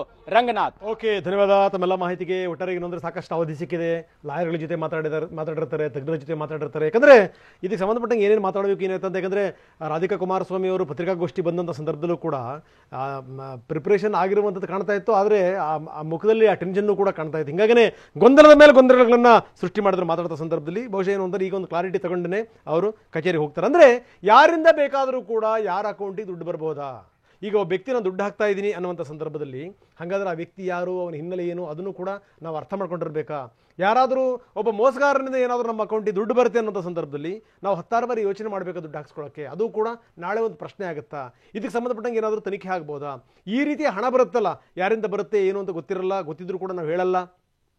ಇಂಥ ಸಂದರ್ಭದಲ್ಲಿ ಉದ್ಭವ ಆಗುವಂಥ ಸಮಸ್ಯೆಗಳು ಏನೇನು, ಜೊತೆಗೆ ಈ ವೈಟಲ್ಲಿ ಬಂದ ಕ್ಷಣ ಎಲ್ಲವೂ ಕೂಡ ವೈಟ್ ಆಗಿಬಿಡುತ್ತೆ ಅನ್ನುವಂಥದ್ದು ಏನಾದರೂ ಇದೆಯಾ? ಇದಕ್ಕೆ ಸಂಬಂಧಪಟ್ಟಂಗೆ ಮಾತಾಡ್ಲಿಕ್ಕೆ ನಮ್ಮ ಜೊತೆಗೆ TNC ಶ್ರೀಧರನ್ ನಮ್ಮ ಜೊತೆಗಿದ್ದಾರೆ, ನಿವೃತ್ತ ತೆರಿಗೆ ಆಯುಕ್ತರು. ಶ್ರೀಧರನ್ ಜಿ, ಕಾರ್ಯಕ್ರಮ ತಮಗೆ ಸ್ವಾಗತ. ಉಮೇಶ್ ನಮ್ಮ ಜೊತೆಗಿದ್ದಾರೆ, ನಿವೃತ್ತ ಪೊಲೀಸ್ ಅಧಿಕಾರಿ, ಹಿರಿಯ ಪೊಲೀಸ್ ಅಧಿಕಾರಿ. ಉಮೇಶ್, ತಮಗೂ ಕೂಡ ಕಾರ್ಯಕ್ರಮಕ್ಕೆ ಸ್ವಾಗತ. ನಾನು ಶ್ರೀಧರನ್ ಅವ್ರ ಜೊತೆ ಚರ್ಚೆಯನ್ನು ಶುರು ಮಾಡ್ತಾ ಇದ್ದೀನಿ. ಸರ್, ಯಾರ್ದೋ ಅಕೌಂಟಿಂದ ಇನ್ಯಾರ್ದೋ ಅಕೌಂಟಿಗೆ ದುಡ್ಡು ಬರುತ್ತೆ, ಆ ದುಡ್ಡು ಬರುವಂಥ ಪ್ರಕ್ರಿಯೆ ಹೆಂಗಿರಬೇಕು ಅಂತಿರ್ತಾವೆ? ನಾರ್ಮಲಿ ಯಾವುದು ಒಬ್ಬರು ಅಕೌಂಟಲ್ಲಿ ಟ್ರಾನ್ಸ್ಫರ್ ಮಾಡಬೇಕಂತೆ ಅದು ಪ್ರಾಪರ್ ಚಾನಲಲ್ಲಿ ಅವರು ಆನ್ಲೈನ್ ಟ್ರಾನ್ಸ್ಫರ್ ಮಾಡ್ಬೋದು ಅಥವಾ ಡೆಪಾಸಿಟ್ ಮಾಡ್ಬೋದು ಅವ್ರ ಅಕೌಂಟಲ್ಲಿ. ಚೆಕ್ ಡೆಪಾಸಿಟ್ ಮಾಡ್ಬೋದು. ಡೈರೆಕ್ಟ ಯಾರು ಅಕೌಂಟ್ ಹೋಗುತ್ತೆ ಅವ್ರ ಕೈಲೇ ಕೊಟ್ಟಿಲ್ಲ, ಡೈರೆಕ್ಟ ಇವರೇ ಅವ್ರ ಅಕೌಂಟಲ್ಲಿ ಹಾಕೋಕ್ಕೆ ಆಗ್ಬೋದು ಅಕೌಂಟಲ್ಲಿ. ಆದ್ರೂ ಈ ಥರ ಹೋಗಿದ್ರೆ ಅವ್ರಿಗೆ ಯಾರು ಅಕೌಂಟಲ್ಲಿ ಅಮೌಂಟ್ ಹೋಗಿದೋ ಅವ್ರಿಗೆ ಗೊತ್ತಾಗಿದ ತಕ್ಷಣ ಅವರು ವಿಚಾರ ಮಾಡಬೇಕು, ಈ ಅಕೌಂಟ್ ಯಾರು ಕಳಿಸಿದ್ದಾರೆ, ಯಾಕೆ ಕೊಟ್ಟಿದ್ದಾರೆ ಅಂತ. ಸಮ್ಟೈಮ್ ಈ ಥರ ಆಗುತ್ತೆ, ರಾಂಗ್ ಡೆಪಾಸಿಟ್ ಬಂದುಬಿಡತ್ತೆ. ಆ ಥರ ಏನು ಬಂದರೆ ಅವರ ತಕ್ಷಣ ಬ್ಯಾಂಕ್ ಕೇಳಬೇಕು, ಬಾಬಾ ನಮ್ಮ ಕಡೆ ಯಾರ ಕಡೆ ದುಡ್ಡು ಬಂದರೆ ಗೊತ್ತಿಲ್ಲ, ನನಗೆ ನೋಡಬೇಕು ಯಾರ ಕಡೆಯಿಂದ ಬಂದಿದ್ದೀರಿ ಅಂತ ಅವ್ರು ಹೇಳಿದರೆ. ಸಮ್ಟೈಮ್ಸ್ ರಾಂಗ್ ಅಕೌಂಟ್ ಆಗಿದ್ರೆ ಅವ್ರಿಗೆ ರಿಯಲೈಸ್ ಆಗಿದ್ರೆ ಅವ್ರು ಇಮಿಡಿಯೇಟ್ಲಿ ಮಾಡ್ತಾರೆ, ರಿವರ್ಸ್ ಮಾಡಿಬಿಟ್ಟು ಬೇರೆ ಅಕೌಂಟಿಗೆ ಮಾಡಿಬಿಡ್ತಾರೆ. ದಿಸ್ ಪ್ರೊಸೀಜರ್ ಅವೈಲೇಬಲ್ ಇದೆ. ಆದ್ರೂ ಈ ಥರ ಒಂದು ದುಡ್ಡು ಕೆಲವು ಟೈಮಲ್ಲಿ ಏನಾಗುತ್ತೆ, ಇವರು ನಮ್ಮ ಕೆಲಸದಲ್ಲಿ ಬ್ಯುಸಿಯಾಗಿ ಇರ್ತಾರೆ, ಅವ್ರು ಬ್ಯಾಂಕ್ ಅಕೌಂಟ್ ನೋಡೋದೇ ಇಲ್ಲ, ಯಾವ್ದು ದುಡ್ಡು ಬರುತ್ತೆ, ಯಾರು ಹೋಗುತ್ತೆ ಅವ್ರಿಗೆ ಗೊತ್ತು, ತುಂಬ ಟ್ರಾನ್ಸಾಕ್ಷನ್ ಆಗ್ತಾ ಇರುತ್ತೆ ಗೊತ್ತು. ಸಡನ್ಲಿ ಅವರು ವ್ಯಾಪಾರ ವಹಿವಾಟುಗಳು ಜಾಸ್ತಿ ಇದ್ದಾಗ ಸಾಮಾನ್ಯವಾಗಿ ಗೊತ್ತಾಗೋದಿಲ್ಲ, ಯಾಕಂದ್ರೆ ಎಷ್ಟು ದಿನ ಹಣ ಬರ್ತಾ ಇದೆ, ಹೋಗ್ತಾ ಇದೆ ಎಲ್ಲ ಇರುತ್ತೆ. ಆ ಟೈಮಲ್ಲಿ ಅವ್ರಿಗೆ ಗೊತ್ತಾಗೋದಿಲ್ಲ. ಆ ಟೈಮಲ್ಲಿ ರಿಕನ್ಸಿಲೇಷನ್ ಮಾಡುವಾಗ ಅವ್ರಿಗೆ ಗೊತ್ತಾಗುತ್ತೆ, ಓ ಇದು ಯಾರ ಕಡೆಯಿಂದ ಬಂದಿದೆ ಅನ್ನೋದು ಗೊತ್ತಾಗಿಲ್ಲ ಅಂತ. ಆ ಪಾಸಿಬಿಲಿಟೀಸ್ ಇದೆ. ಆದರೆ ಅವ್ರು ಯಾರು ಬಂದಿದೆ ಅಂತ ಅವರು ಹೇಳಿದರೆ, ಇಲ್ಲ ನಾನು ಕಳಿಸಿದ್ದೇನೆ ಇವರಿಗೆ ಅಂತ ಹೇಳಿದರೆ, ಇವ್ರ ಪ್ರಶ್ನೆ ಕೇಳಿದರೆ ಓಕೆ ನೋಡಬೇಕು, ಓಕೆ ಇದು ಬಂದಿತ್ತಾ, ಯಾರ ಕಡೆ ಬಂತ ನನಗೆ ಗೊತ್ತಿಲ್ಲ, ಯಾರ ಕಡೆ ಬಂದು ನಾನು ನೋಡಬೇಕು ಅಂತ ಅವ್ರು ಹೇಳ್ತಾರೆ, ವೆರಿಫೈ ಮಾಡ್ತಾರೆ. ಇದು ಟೋಟಲಿ ಅನ್ಕನೆಕ್ಟೆಡ್ ಟ್ರಾನ್ಸಾಕ್ಷನ್ಸ್ ಬಂದರೆ ಅವ್ರು ಹೇಳಿದ್ರೆ ದಿಸ್ ಇಸ್ ನಾಟ್ ಮೈ ಮನಿ, ಯಾವ್ದು ಇದು ಕನೆಕ್ಟೆಡೇ, ಇದು ಯಾರು ಕಳಿಸಿದ್ದಾರೆ ಅಂತ ಗೊತ್ತಿದೆ ಅವರಿಗೆ. ಅವ್ರು ಹೇಳ್ತಾರೆ ಮೊದಲೇನಂದ್ರೆ 15 ಲಕ್ಷ ರೂಪಾಯಿ ಬಂತು, 15 ಲಕ್ಷ ರೂಪಾಯಿನ ಸಂಬಂಧಪಟ್ಟಂತ ಆರೋಪ ಏನ್ ಎದುರಿಸ್ತಾ ಇದ್ದಾನೆ ಅದೇ ವ್ಯಕ್ತಿ ಕಳಿಸ್ತಾ. ಅದಾದ್ಮೇಲೆ ಹೆಂಗ್ ಗೊತ್ತಾ, ಮತ್ತೆ ಅವ್ರು ಹಣ ಕಳಿಸಿದ್ರು, ನನಗೆ ಮತ್ತೆ 60 ಲಕ್ಷ ಕಳಿಸಿದ್ರು. 60 ಲಕ್ಷ ಯಾವ ಅಕೌಂಟ್ ಇಂದ ಬಂದು ಅಂತ ನನಗೆ ಗೊತ್ತಿಲ್ಲ. ಆ ಥರ ಗೊತ್ತಿಲ್ಲ ಅಂತ ಅವ್ರು ಬ್ಯಾಂಕ್ ಕೇಳಬೇಕು ಎಲ್ಲಿಂದ ಟ್ರಾನ್ಸ್ಫರ್ ಆಗಿ ಬಂದಿದೆ ಅಂತ. ಅಲ್ಲ, ಈಗ ಆಮೇಲೆ ಪತ್ರಕರ್ತರು ಕೇಳಿದ್ದೇನು ಅಂದ್ರೆ, ಆಯ್ತು ಮೇಡಮ್ ನಿಮಗೆ ಬಂತಲ್ಲ 60 ಲಕ್ಷ, ಆ 60 ಲಕ್ಷ ಎಲ್ಲಿಂದ ಬಂತು ಅಂತ ಆ ವ್ಯಕ್ತಿ ಕೇಳಿದ್ರ ಅಂತ. ಅವಾಗ ಅವ್ರು ಹೇಳ್ತಾರೆ, ನಾನು ಸಂಬಂಧಪಟ್ಟಂತ ವ್ಯಕ್ತಿ ಕೇಳಿದೆ ಹಿಂಗೆ ದುಡ್ಡು ಎಲ್ಲಿಂದ ಬಂತು ಅಂತ. ಅವ್ರು ಹೇಳಿದ್ರು, ಮೇಡಮ್ ಹೆಂಗಿದ್ರು ವೈಟಲ್ಲಿ ಕಳಿಸ್ತಾ ಇದೀನಿ, ಅದು ನಮ್ಮ ಭಾವನ ಅಕೌಂಟ್, ನೀವು ಯಾಕೆ ತಲೆ ಕೆಡಿಸ್ಕೊತೀರಿ, ನೀವು ದುಡ್ಡು ಬಂತೋ ಇಲ್ಲ ಬಿಡಿ ಅಂತ. ಹಂಗಾಗುತ್ತಾ ಅಂತ ಸರ್? ಅದು ಅವರ ವೈಟ್ ಮನಿ ಇವ್ರಿಗೆ ಕಳಿಸಿರ್ಬೋದು. ಇವರು ಯಾಕೆ ಕಳಿಸಿದ್ದೀರಾ, ಇವ್ರದ್ದೇನು ಅಕೌಂಟ್ ಪಾರ್ಕಿಂಗ್ ಲಾಟ್ ಇಲ್ಲ, ಯಾರು ಗಾಡಿ ತಗೊಂಡು ಬಂದು ಪಾರ್ಕ್ ಮಾಡ್ತಾರೆ, ಓಕೆ ಅದು ನೋಡ್ಬೇಕು. Immediately one has to be cautious. ಈ ತರ ಅಕೌಂಟ್ ಬಂದರೆ ತಕ್ಷಣ ಅದಲ್ಲೇ ಏನೋ ಅವರು ವಿಚಾರ ಮಾಡಬೇಕು, ಯಾಕೆ ಇವರು. ಓಕೆ, ಹಾಗಾದ್ರೆ ಈ ಹಣ ಬಂದು ಬೀಳ್ತಾ ಇತ್ತು ಅಕೌಂಟ್ಗೆ ಅನ್ನೋದಾದ್ರೆ ಇಲಾಖೆ ಯಾವ್ಯಾವ ಹೆಜ್ಜೆ ಇಡುತ್ತೆ, ಅಂದ್ರೆ ಈ ರೀತಿ ತಪ್ಪು ಮಾಡುವಂಥವ್ರು ಏನೇನು ಕಾದಿದೆ, ನಾನು ಇದ್ರ ಬಗ್ಗೆ ನಾನು ಚರ್ಚೆ ಮಾಡ್ತೀನಿ. ಜೊತೆಗೆ ಈ ಇಂಥ ಕೇಸ್ಗಳನ್ನ ಹಲವಾರು ನೋಡಿರ್ತಾರೆ ಉಮೇಶ್ ಅವರು, ಅವ್ರ ಜೊತೆಗೂ ಕೂಡ ನಾನು ಚರ್ಚೆ ಮಾಡ್ತೀವಿ. ಯಾಕಂದ್ರೆ ಈ ಸಾಮಾನ್ಯವಾಗಿ ಭಯೋತ್ಪಾದಕರದ್ದು, ಈ ಸಮಾಜ ವಿದ್ರೋಹಿಗಳದ್ದು ಕೆಲಸಗಳು ಯಾರ್ಯಾರದು ಅಕೌಂಟಿಗೆ ಬಂದಿರುತ್ತೆ. ಸೋಸ್ತಂತ ಸಂದರ್ಭದಲ್ಲಿ ಒಟ್ಟಿಗೆ ಎಲ್ಲರನ್ನೂ ಸೇರಿಸಿ ಒಳಗಡೆ ಹಾಕ್ತಾರೆ. ಅಂದರೆ ಆ ಥರದ್ದು ಇರುತ್ತೆ. ಎಲ್ಲದೂ ಕೂಡ ಸರಿ ಇತ್ತು ಅಂತಂದರೆ, ವ್ಯವಸ್ಥಿತವಾಗಿತ್ತು ಅಂದರೆ ಯಾವುದೂ ಸಮಸ್ಯೆ ಆಗಲ್ಲ. ಒಂದು ಚೂರು ಎಡವಟ್ಟಾಯಿತು ಅಂದರೂ ಕೂಡ ಮೈ ಮೇಲೆ ಬರುತ್ತೆ. ಇಂಥ ಹಲವಾರು ಕೇಸ್ಗಳು ಕೂಡ ನಮ್ಮ ಕಣ್ಣೆದುರುಗಡೆಗಿದೆ. ಸಾಕಷ್ಟು ಚರ್ಚೆ ಮಾಡೋಣ. ಇಲ್ಲಿ ತನಕ ಶ್ರೀಧರ್ ಅವರು ಸಾಕಷ್ಟು ಸಂಗತಿಗಳನ್ನು ಮಾತಾಡ್ತಾ ಇದ್ರು. ಇನ್ನೂ ಹಲವಾರು ಸಂಗತಿಗಳಿದೆ ಈ ದುಡ್ಡಿನ ವಿಚಾರಕ್ಕೆ ಸಂಬಂಧಪಟ್ಟಂಗೆ ನಾವು ಮಾತಾಡ್ತೀವಿ. ಅದಕ್ಕಿಂತ ಮೊದಲು CCB ಕೆಡ್ಡಕ್ಕೆ ಬಿದ್ದೇ ಬಿಡುವಂಥ ಸಾಧ್ಯತೆ ಇದೆಯಾ ರಾಧಿಕಾ ಕುಮಾರಸ್ವಾಮಿ ಅನ್ನುವಂಥ ಪ್ರಶ್ನೆ. ಯಾಕಂದರೆ ಈ ರೀತಿ ಹಣ ಬಂದು ಬಿದ್ದಂಥ ಸಂದರ್ಭದಲ್ಲಿ ಎಲ್ಲಿಂದೋ ಯಾರಿಂದೋ ಹಣ ಬರ್ಬೋದಾ? ಆಯಿತು, ಇವರಿಗೆ ಬಂದಿರುವಂಥದ್ದು ವೈಟ್ ಮನಿನೇ ಆಗಿರ್ಬೋದು. ಅವನಿಗೆ ಯಾರಾದರೂ ಬ್ಲ್ಯಾಕ್ ಮನಿ ಕೊಟ್ಟಿದ್ರೆ, ಅದನ್ನೇನಾದರೂ ಅವನು ಈ ಬೇರೆ ಕಡೆ ಯಾರಿಗಾದ್ರೂ ಟೋಪಿ ಗೀಪಿ ಹಾಕಿ ತಗೊಂಡಿದ್ರೆ, ಏನಾದರೂ ಮೋಸ ಗೀಸ ಮಾಡಿದರೆ, ಅದು ವಂಚನೆಯ ಹಣ ಆಗಿದ್ರೆ ಬಹುಶಃ ಅದನ್ನು ತೆಗೆದುಕೊಳ್ಳುವಂಥವ್ರ ಮೇಲೂ ಕೂಡ ಏನಾದರೂ ಬರುತ್ತಾ? ಇದ್ರ ಬಗ್ಗೆಯೂ ಕೂಡ ಚರ್ಚೆ ಆಗಬೇಕು. ಜೊತೆಗೆ ಏನಾದರೂ ನಾನು ಅದಕ್ಕೆ ಹೇಳ್ತಾ ಇದ್ದೆ, ಏನಂದರೆ ಇದು ಈ ಬೇರೆ ಬೇರೆ ತಿರುವನ್ನು ಪಡಿಬಹುದು ಅನ್ನುವಂಥದ್ದು. ರಾಧಿಕಾ ಇನ್ನೇನು 1.5 ಗಂಟೆ ಅಷ್ಟೇ ಬಾಕಿ ಇದೆ, ವಿಚಾರಣೆಗೆ ಹಾಜರಾಗ್ತಾರೆ. ವಿಚಾರಣೆಗೆ ತಪ್ಪಿಸುವಂಥ ಸಾಧ್ಯತೆಗಳಿಲ್ಲ. ಯಾಕೆ ಅಂತಂದರೆ ಅವ್ರಿಗೆ ಗೊತ್ತಿದೆ, ಏನಾದರೂ ಎಷ್ಟು ನಾವು ತಪ್ಪಿಸಿದ್ರೂ ಕೂಡ ಅದು ಬೇರೆ ಬೇರೆ ಮತ್ತೆ ಕಥೆಗಳನ್ನು ಸೃಷ್ಟಿ ಮಾಡುತ್ತೆ ಅಂತ ಗೊತ್ತಿದೆ.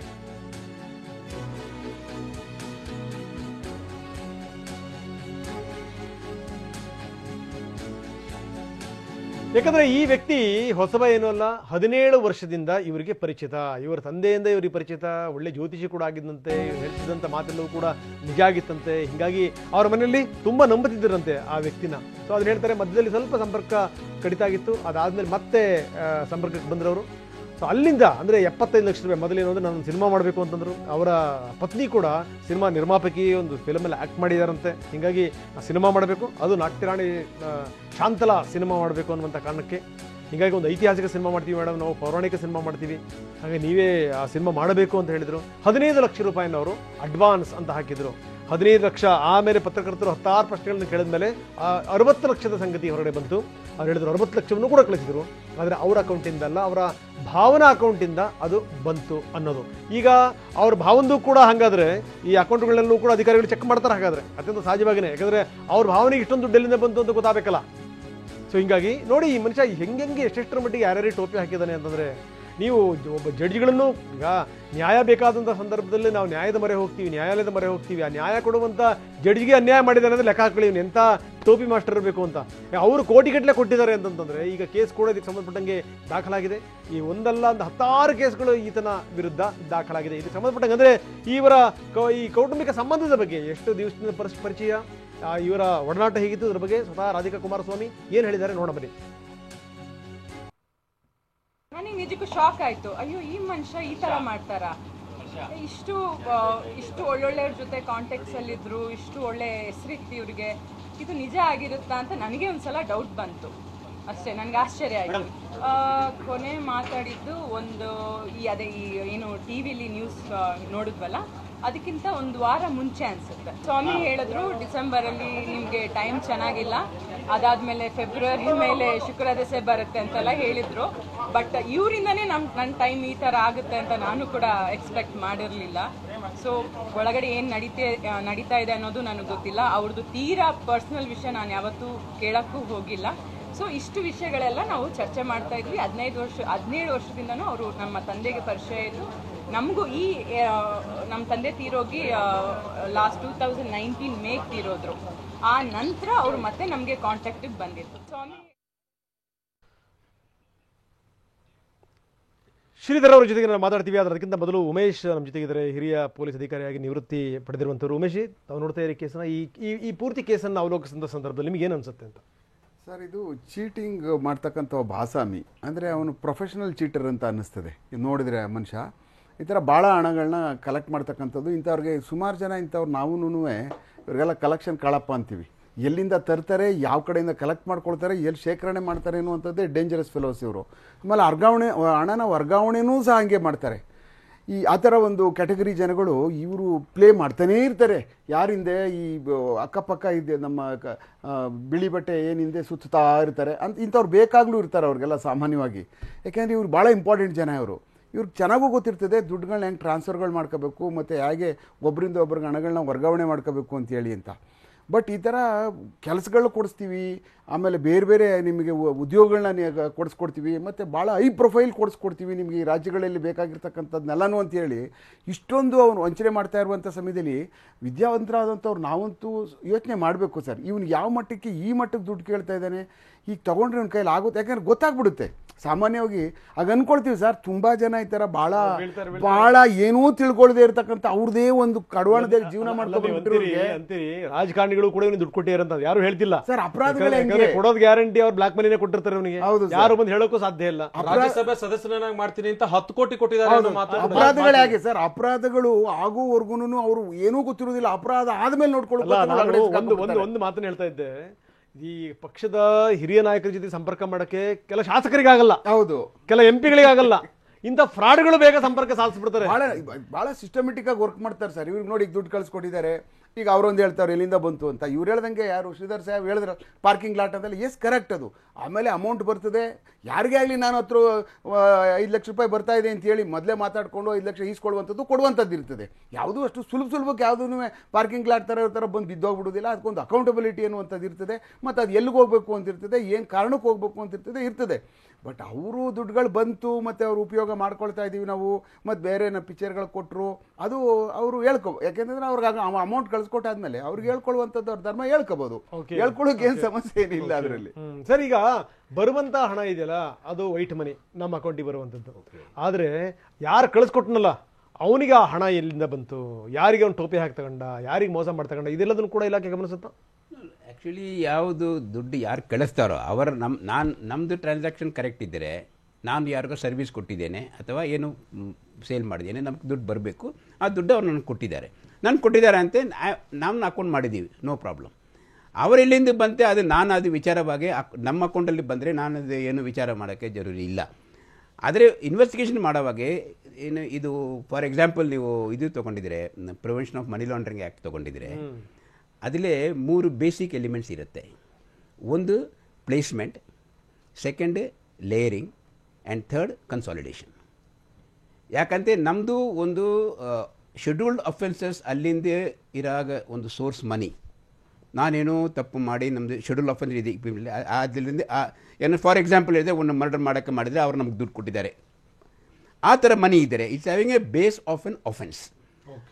ಆ ಮನಿ ನಾನೇನು ಮಾಡ್ತೀನಿ, ಒಬ್ಬರಿಗೆ ಕೊಡ್ತೀನಿ, ಕೊಟ್ಟು ಏನು ಅವ್ರು ಬೇರೆ ಒಬ್ಬರಿಗೆ ಕೊಡ್ತಾರೆ, ಅದು ಲೇಯರಿಂಗ್ ಆಗುತ್ತೆ.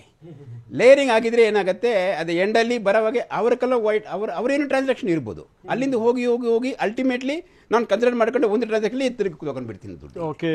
ಸೊ ಇದು ಈ ಲಾಂಡ್ರಿಂಗಲ್ಲಿ ಬಟ್ಟೆ ಇದಾಗಿದ್ರೆ ಡರ್ಟಿ ಆಗಿದ್ರೆ ವಾಶ್ ಮಾಡ್ತಾ ಇಲ್ವಾ, ಈ ಡರ್ಟಿ ಮನಿಯೇ ಕ್ಲೀನ್ ಮಾಡ್ತಾರೆ. ದಟ್ ಪ್ರೋಸೆಸ್, ಅದೇ prevention of money laundering act ಅಲ್ಲಿ ಅದು ಇಶ್ಯೂ ಬರುತ್ತೆ. ಬಟ್ ಈ ವಿಚಾರದಲ್ಲಿ ಆತರ ಆಗಿದೆ ಅನ್ನೋದಕ್ಕೆ ಅನುಮಾನ ಇದೆ. ಯಾಕೆ ಅಂತ ಹೇಳಿದ್ರೆ ಅದ್ರ ಬಗ್ಗೆ ನಾನು ಹೇಳಕ್ಕೆ ಆಗೋದಿಲ್ಲ. ಪ್ರಶ್ನೆ ಕೇಳ್ತೀವಿ ಶ್ರೀಧರ್ ಸರ್ ಅಂತ ಹೇಳಿದ್ರೆ, ಇಲ್ಲಿ ಈತ ಸಾಕಷ್ಟು ಜನರಿಗೆ ವಂಚನೆ ಮಾಡಿದ್ದಾನೆ, ವಂಚನೆ ಮಾಡಿರುವಂತ ಆರೋಪ ಈತನ ಮೇಲಿದೆ, ವಂಚನೆ ಮಾಡಿ ಕೋಟ್ಯಾಂತರ ರೂಪಾಯಿ ತಗೊಂಡಿದ್ದಾನೆ ಅನ್ನೋ ಆರೋಪ ಕೂಡ ಇದೆ, ಈಗಾಗಲೇ ಅರೆಸ್ಟ್ ಆಗಿದ್ದಾನೆ. ಅಂತವನ್ ಕಡೆಯಿಂದ ದುಡ್ಡು ತನ್ನ ಅಕೌಂಟಿಗೆ ಬಂದಿದೆ ಅನ್ನೋದಾದ್ರೆ ಅದು ಲಾಂಡ್ರಿಂಗ್ ಆಗುತ್ತೆ. ಅದೇ ಮನಿ ಟ್ರೈಲ್ ಹೇಳ್ತಾರೆ, ಅದು that is called as money trail. ಒಂದು ಅಫೆನ್ಸ್ ಮಾಡಿ ಈ ಅಫೆನ್ಸ್ಗೆ ನನಗೆ ಬಂದ ದುಡ್ಡು, ಈ ದುಡ್ಡು ಟ್ರೈಲ್ ಮಾಡ್ತಾರೆ. ಇದು ಅಕೌಂಟ್ಲ ನೋಡಿದ್ರೆ ಅದು ಕರೆಕ್ಟಾಗಿ ಅದು ಹೋಗಿ ಯಾವ್ದು ಅಕೌಂಟಲ್ಲಿ ಹೋಗಿದೆ ಎಲ್ಲ ಮಾಡಿ ಇದು ಬರುತ್ತೆ. ಪ್ರೈಮರಿಲಿ ಯಾವುದು ಅಫೆನ್ಸ್ ಮಾಡಿದೆ that aspect will be looked in by the one department, one enforcement department. ಅದು ನೋಡಕ್ಕೆ ಈ ಮನಿ ಟ್ರೈಲ್ ಅಲ್ಲಿ ನೋಡ್ತಾರೆ ಅವ್ರು ಬರ್ತಕ್ಕಂಥ ದುಡ್ಡುಗಳು. ಆಮೇಲೆ ಈ ಮನಿ ಟ್ರಾನ್ಸಾಕ್ಷನ್ ಲೇಯರಿಂಗ್ ಹೋಗಿಬಿಟ್ಟು ಕನ್ಸಿಡರ್ ಆಗಿ ಲಾಂಡರ್ ಆಗಿ ಬಂದ್ರೆ ಅಂತೆ ಮನಿ ಲಾಂಡ್ರಿಂಗ್ ಅಲ್ಲಿ ಈ ತರ ಮಾಡಿದ್ರೆ ಅಫೆನ್ಸಸ್ ಅಲ್ಲಿ ಆದ್ರೆ ಫಸ್ಟ್ ಪ್ರೈಮರಿ ಒಂದು ಅಫೆನ್ಸ್ ಆಗಿರ್ಬೇಕು. ಓಕೆ, ಅಲ್ಲಿಂದ ದುಡ್ಡು ಬಂದಿರಬೇಕು. ಈ ಮನಿ ಟ್ರೈಲ್ ಅವರು ಇದು ಎಸ್ಟಾಬ್ಲಿಷ್ ಮಾಡಬೇಕು ಕೋರ್ಟ್ ಅಲ್ಲಿ. ಓಕೆ, ಅಂತ ಹೇಳಿದ್ರೆ ಇಲ್ಲಿ ರಾಧಿಕಾ ಅವ್ರಿಗೆ ದುಡ್ಡು ಬಂದಿದೆ ಅಂತ ಇಟ್ಕೊಳ್ಳೋಣ, ಅವ್ರು ಹೇಳ್ತಾ ಇದ್ದಾರೆ ತೀರಾ ಈಸಿಯಾಗಿ ಹೇಳ್ತಾ ಇದ್ದಾರೆ ಇಲ್ಲ ಅಡ್ವಾನ್ಸ್ ಕೊಟ್ಟಿದ್ದಾರೆ ಅಂತ ಹೇಳಿ. ಬಟ್ ಅಷ್ಟು ಈಸಿಯಾಗಿ ಅಡ್ವಾನ್ಸ್ ಕೊಟ್ಟಿದ್ದಾರೆ ಅಂತ ಹೇಳಿ ತಪ್ಪಿಸ್ಕೊಳ್ಳೋಕೆ ಸಾಧ್ಯ ಇದೆಯಾ? ಪಾಸಿಬಿಲಿಟಿ ಇದೆ. ಯಾಕಂತೆ ಅಡ್ವಾನ್ಸ್ ಅಂತ ಏನು, ಅಡ್ವಾನ್ಸ್ ಅಂದರೆ ನಾನು ದೊಡ್ಡ I am suppose very famous person. ನೀವು ಒಂದು ಫಿಲ್ಮ್ ಮಾಡೋಕ್ಕೆ ವಿಚಾರ ಮಾಡ್ತಿದ್ದೀರಾ, ವಿಚಾರ ಮಾಡೋವಾಗೆ ಮನಸ್ಸಲ್ಲಿ ಓಕೆ ಇವರು ಬರಬೇಕು ನಮ್ಮ ಫಿಲ್ಮಲ್ಲಿ ಅಂತ ಅವ್ರ ಕಡೆ ಹೋಗ್ಬಿಟ್ಟು ಸರ್ ನಮ್ಮ ಫಿಲ್ಮ್ ಒಂದು ಮಾಡ್ತೀನಿ ಅಥವಾ ಮಾತಾಡ್ಬೋದು ಅಥವಾ ಹಂಗೆ ಮನಿ ಟ್ರಾನ್ಸ್ಫರ್ ಮಾಡ್ಬೋದು, ಹೇಳ್ಬಿಟ್ಟು ನಾನು ಅಡ್ವಾನ್ಸ್ ಕೊಟ್ಟಿದ್ದೀನಿ ಅಂತೆ. ಈಗಾಗಲೇ CCB ಅವ್ರ ಹತ್ರ ಡೀಟೇಲ್ಸ್ ಎಲ್ಲ ಇರುತ್ತೆ ಸರ್, ಎಲ್ಲಿಂದ ಅಕೌಂಟ್ ಇಂದ ಬರೀ ಅಲ್ಲಿ ಈಗಾಗಲೇ ಮೆಸೇಜ್ ಈಗಾಗಲೇ ಆಫೀಸ್ ಹತ್ರ ನಿಂತಿರ್ತಾರೆ, ಅವರು ಆಗ್ಲೇ ತಗೋಬಿಟ್ಟಿರ್ತಾರೆ, ನೀನ್ ಯಾಕೆ ಕಳಿಸ್ತಪ್ಪ ದುಡ್ಡ ಅಂತ. ಅದಕ್ಕೆ ಕ್ರಾಸ್ ಕ್ವಶನ್ ಮಾಡ್ಬೇಕಾಗುತ್ತಲ್ಲ. ಅದು ಇವರ್ ಇನ್ವೆಸ್ಟಿಗೇಷನ್ ಎಲ್ಲ ಮಾಡ್ಬೋದು ಅವ್ರು, because that is the job of the enforcement agency. I am not quoting any particular department, ಬೇರೆ ಡಿಪಾರ್ಟ್ಮೆಂಟ್ ಬರ್ತಿದೆ. ಎನ್ಫೋರ್ಸ್ಮೆಂಟ್ ಏಜೆನ್ಸಿ ಮಾಡ್ತಾರೆ, ಅದು ಎಸ್ಟಾಬ್ಲಿಷ್ ಮಾಡ್ಕೊಳ್ಳೋದು ಓಕೆ ಇವರು ಹೇಳೋದು ಸತ್ಯನ ಸುಳ್ಳನ ಅದೇ ಮಾಡ್ತಾರೆ, ದಟ್ ವೆರಿಫೈ ಮಾಡ್ತಾರೆ. ಬರೀ ಹೇಳಿದರೆ ಎಸ್ಟಾಬ್ಲಿಷ್ ಆಗೋದಿಲ್ಲ, ಅದು ಎವಿಡೆನ್ಸಸ್ ಕಲೆಕ್ಟ್ ಮಾಡಬೇಕು. ಅಲ್ಟಿಮೇಟ್ಲಿ ಕೋರ್ಟ್ ಅಲ್ಲಿ ಎವಿಡೆನ್ಸಸ್ ಮಾತಾಡುತ್ತೆ. ನಿಜ. ಸೊ ಹಾಗಾದ್ರೆ ಯಾರು ಬೇಕಾದ್ರೂ ಅಡ್ವಾನ್ಸ್ ಕೊಡಬಹುದು, ಯಾವ ಸಂದರ್ಭದಲ್ಲಿ ಬೇಕಾದ್ರೂ ಕೊಡಬಹುದು. ಅಫೆನ್ಸ್ ದುಡ್ಡು ಅಂತ ಹೇಳಿ ಕ್ಲಾರಿಟಿ ಸಿಗಬೇಕು. ಹೌದು ಅಷ್ಟೇ. ಅಕೌಂಟ್ ಬಂತು ಅಂತಂದ್ರೆ ಸಮಸ್ಯೆ ಆಗಲ್ಲ. ಮೇಲ್ನೋಟಕ್ಕೆ ನೋಡಿದ್ರೆ ಬರೀ ಅಕೌಂಟ್ ಕೆಲವರು ಏನ್ ಮಾಡ್ತಾರೆ, ನಮ್ಮ ಅಕೌಂಟ್ ಅಲ್ಲಿ ಹಾಕಿದಿನ ಅದು ವೈಟ್ ಆಗ್ಬಿಟ್ಟಿದೆ, ಇದೇನು ಲಾಂಡ್ರಿ ಇಲ್ಲ. ಈಗ ಕೆಲವರು ಹೇಳ್ತಾರೆ ಸರ್ ನಾ ಕ್ಯಾಶ್ ಹಾಕ್ಬಿಟ್ಟಿನಿ, ಅಕೌಂಟ್ ಹಾಕಿಬಿಟ್ಟಿನಿ ಸರ್. ಸರ್ ಈಗ ಆ ವ್ಯಕ್ತಿ ಇದನ್ನಲ್ಲ, ಆ ವ್ಯಕ್ತಿ ಹಣ ಹಾಕಿದ್ದಲ್ಲ, ಆತನ ಭಾವ ಹಾಕಿದ್ದು ಅಂತ ರಾಧಿಕಾ ಕುಮಾರಸ್ವಾಮಿ ಹೇಳ್ತಾರೆ. ಆಯ್ತು, ಅವ್ರ ಭಾವ ಹಾಕಿದ್ರು ಕೂಡ ಈಗ ಅವ್ರ ಭಾವನೆಗೆ ಎಲ್ಲಿಂದ ದುಡ್ಡು ಬಂತು ಅಂತ ಹೇಳಿ ಕೇಳ್ಬೋದು. ಅಗೇನ್ ಮತ್ತೆ ಇವನ್ ದುಡ್ಡು ಅವನಿಗೆ ಏನಾದ್ರು ಹೋಗಿದ್ಯಾ, ಅಕೌಂಟ್ ಇಂದ ಹೋಗಿದ್ಯಾ, ಪಾರ್ಟ್ ಆಫ್ ಇನ್ವೆಸ್ಟಿಗೇಷನ್. ಅದೇ ಮನಿ ಟ್ರೈಲ್ ಹೇಳಿದೆನಲ್ವಾ, ಮನಿ ಟ್ರೈಲ್ ಆಗತ್ತೆ ಇದು. ಅಂದ್ರೆ ಈಗ ಬರೀ ಸಿಸಿಬಿ ಅಧಿಕಾರಿಗಳ ವಿಚಾರಣೆಗೆ ಮಾತ್ರ ನಿಂತು ಹೋಗಲ್ಲ ಇದು. ನೋ ಎಲ್ಲೆಲ್ಲಿ ಯಾರ್ಯಾರು ಯಾವ್ಯಾವ ಎಲ್ಲಿ ಬೇಕು ಹೋಗುತ್ತೆ. ಇದು ಬ್ರಾಂಚ್ ತರ, ಎಲ್ಲಿಂದ ಎಲ್ಲಿ ಹೋಗುತ್ತೆ ಗೊತ್ತಾಗೋದಿಲ್ಲ. ಅದು ಆಗ ಹೋಗಿದ್ರೆ ಗೊತ್ತಾಗುತ್ತೆ. ಆಮೇಲೆ ultimately what are you trying to establish. ನಿಜ ನಿಜ ನಿಜ ನಿಜ. ಇಲ್ಲಿ ಪತ್ರಿಕಾಗೋಷ್ಠಿಯನ್ನು ನಡೆಸಿ ರಾಧಿಕಾ ಅವರು ಹೇಳ್ತಾ ಇದ್ರು, ಇಲ್ಲ ಅಕೌಂಟ್ ಇಂದ ದುಡ್ಡು ಬಂದಿದೆ ನಿಜ, ಬಟ್ ಹಾಕಿರೋದು ನಿಜ, ಆದ್ರೆ ಹಾಕಿರೋರು ಯಾರು ಅನ್ನುವಂತ ವಿಚಾರ ಗೊತ್ತಿಲ್ಲ. ಆದ್ರೆ ಇದು ಸಿನಿಮಾಗೆ ತೆಗೆದುಕೊಂಡಿರುವಂತ ಅಡ್ವಾನ್ಸ್ ಅಂತ ಹೇಳಿ ತೀರಾ ಈಸಿಯಾಗಿ ಹೇಳ್ತಾ ಇದ್ದಾರೆ. ಆದ್ರೆ ಹೇಳುವಷ್ಟರ ಮಟ್ಟಿಗೆ ಸುಲಭ ಅಲ್ಲ ಇದು. ಬಂದಿರುವಂತ ಹಣದ ಮೂಲ ಎಲ್ಲಿಂದ ಬಂತು, ಆತನಿಗೆ ಕೊಟ್ಟಂತ ಹಣ ಎಲ್ಲಿಂದ ಬಂತು ಅನ್ನೋದು ತೀರಾ ಇಂಪಾರ್ಟೆಂಟ್ ಆಗುತ್ತೆ. ಆ ವಿಚಾರದಲ್ಲಿ ಸಿಸಿಬಿ ಅಧಿಕಾರಿಗಳು ವಿಚಾರಣೆ ನಡೆಸಿದಂತ ಸಂದರ್ಭದಲ್ಲಿ ರಾಧಿಕಾ ಏನು ಉತ್ತರ ಕೊಡ್ತಾರೆ, ಇದು ತೀರಾ ಕುತೂಹಲ ಕೇಳಿಸಿರುವಂತಹ ಅಂಶ. ಇದು ಗಮನಿಸ್ತಾ ಇದ್ದೀವಿ. ನೇನು ಕೆಲವೇ ಹೊತ್ತಲ್ಲಿ 9:40 ಹೊರಡ್ತಾರೆ ರಾಧಿಕಾ ಅನ್ನುವಂತ ಮಾತಿತ್ತು ಮನೆಯಿಂದ. ಸದ್ಯಕ್ಕೆ ಸಿಗ್ತಾ ಇರುವಂತಹ ಮಾಹಿತಿ ಪ್ರಕಾರ ಸಿಸಿಬಿ ವಿಚಾರಣೆಗೂ ಮುನ್ನ ವಕೀಲರ ಜೊತೆಗೆ ಭಾರಿ ಚರ್ಚೆ, ತನಿಖೆಗೆ ಪ್ರಿಪೇರ್ ಆಗ್ತಿದ್ದಾರೆ ರಾಧಿಕಾ ಕುಮಾರಸ್ವಾಮಿ. ಯಾಕೆ ಅಂತ ಹೇಳಿದ್ರೆ ಸಿಸಿಬಿ ಪೊಲೀಸರು ಕೇಳುವಂತಹ ಪ್ರಶ್ನೆಗಳಿಗೆ ಸಮರ್ಪಕವಾಗಿ ಉತ್ತರ ಕೊಡಬೇಕಾಗುತ್ತೆ. ಅಧಿಕಾರಿಗಳ ಎದುರು ದಾಖಲೆ ಸಮೇತ ಹಾಜರಾಗ್ತಾರಾ? ವಕೀಲರ ಜೊತೆಗೆ ಚರ್ಚೆ ನಡೆಸ್ತಿರೋದು ಯಾಕೆ ನಟಿ ರಾಧಿಕಾ ಅಂತ ಹೇಳಿ ಗಮನಿಸ್ತಾ ಹೋದ್ರೆ ಸಿಸಿಬಿ ಪೊಲೀಸರು ಕೇಳುವಂತಹ ಪ್ರಶ್ನೆ, ಅದರ ಜೊತೆಗೆ ಹಣದ ವರ್ಗಾವಣೆಗೆ ಸಂಬಂಧಪಟ್ಟ ಹಾಗೆ ಕೊಡುವಂತ ಒಂದಷ್ಟು ನಡೆಸುವಂತ ಡ್ರಿಲ್ ಇದೆಯಲ್ಲ, ಇದಕ್ಕೆ ಪ್ರಿಪೇರ್ ಆಗಿ ಹೋಗಬೇಕಾಗತ್ತೆ. ಈ ಪ್ರಿಪೇರ್ ಆಗಿ ಹೋಗೋದಕ್ಕೆ ಇಲ್ಲಿ ಮುಂದಾಗ್ತಾ ಇದ್ದಾರೆ ರಾಧಿಕಾ. ಯಾಕೆ ಅಂತ ಹೇಳಿದ್ರೆ ಕೇಳುವಂತ ಪ್ರಶ್ನೆಗೆ ಉತ್ತರ ಕೊಡಬೇಕು. ಈಗಾಗಲೇ ವಕೀಲರ ಜೊತೆಗೆ ಮಾತನಾಡ್ತಾ ಇದ್ದಾರೆ. ಸಿಸಿಬಿ ಕಚೇರಿಗೆ ತೆರಳೋದಕ್ಕಿಂತ ಮುಂಚಿತವಾಗಿ ವಕೀಲರ ಜೊತೆಗೆ ಚರ್ಚಿಸ್ತಾ ಇದ್ದಾರೆ. ಬೆಳಗ್ಗೆ 11ರ ಬದಲು 10:30ಕ್ಕೆ ಹಾಜರಾಗ್ತಾರಾ? ವಕೀಲರ ಜೊತೆ ಚರ್ಚೆ ಬಳಿಕ ವಿಚಾರಣೆಗೆ ತೆರಳುವಂತಹ ಸಾಧ್ಯತೆ ಇದೆ. ವಕೀಲರ ಜೊತೆಗೆ ಚರ್ಚಿಸಿದ ನಂತರದಲ್ಲಿ ನೇರವಾಗಿ ವಿಚಾರಣೆಗೆ ತೆರಳುತ್ತಾರೆ. ಈಗಾಗಲೇ ವಕೀಲರ ಜೊತೆಗೆ ರಾಧಿಕಾ ಹಾಗೇನೆ ಸಹೋದರ ರವಿರಾಜ್ ಇಬ್ರು ಕೂಡ ಚರ್ಚೆ ನಡೆಸಿದ್ದಾರೆ. ಕೆಲ ದಾಖಲೆ ಸಮೇತ ಸಿಸಿಬಿ ಕಚೇರಿಗೆ ತೆರಳಲಿದ್ದಾರೆ ರಾಧಿಕಾ. ಅದಕ್ಕೆ ಬೇಕಾಗುವಂತಹ ಸಿದ್ಧತೆಯನ್ನ ಮಾಡಿಕೊಳ್ತಾ ಇದ್ದಾರೆ. ಬೆಳಗ್ಗೆ 11ಕ್ಕೆ ವಿಚಾರಣೆಗೆ ಹಾಜರಾಗೋದಕ್ಕೆ ರಾಧಿಕಾಗೆ ನೋಟಿಸ್ ಅನ್ನ ಕೊಡಲಾಗಿತ್ತು. ನೋಟಿಸ್ ಹಿನ್ನೆಲೆಯಲ್ಲಿ ಬೆಳಗ್ಗೆ 11ರ ಬದಲಾಗಿ 10:30ಕ್ಕೆ ಹಾಜರಾಗುವಂತಹ ಸಾಧ್ಯತೆಗಳಿದೆ. ಸಿಸಿಬಿ ವಿಚಾರಣೆಗೆ ಹಾಜರಾಗಲಿರುವಂತಹ ರಾಧಿಕಾ ಕುಮಾರಸ್ವಾಮಿ ಅದಕ್ಕಿಂತ ಮುಂಚಿತವಾಗಿ ವಕೀಲರ ಜೊತೆಗೆ ಚರ್ಚೆ ನಡೆಸ್ತಾ ಇದ್ದಾರೆ. ಒಂದಷ್ಟು ದಾಖಲಾತಿಗಳನ್ನ ತೆಗೆದುಕೊಂಡೇ ಸಿಸಿಬಿ ಕಚೇರಿಗೆ ಹೋಗುವಂತಹ ಸಾಧ್ಯತೆ ಇದೆ. ಅದಕ್ಕೆ ಬೇಕಾದಂತಹ ಸಿದ್ಧತೆ ಕೂಡ ನಡೀತಾ ಇದೆ. ವಕೀಲರ ಜೊತೆಗೆ ಚರ್ಚೆಯ ನಂತರದಲ್ಲಿ ನೇರವಾಗಿ ಸಿಸಿಬಿ ಕಚೇರಿಗೆ ತೆರಳಿ ಅಲ್ಲಿ ವಿಚಾರಣೆ ಎದುರಿಸುವಂತಹ ಸಾಧ್ಯತೆ ಇದೆ.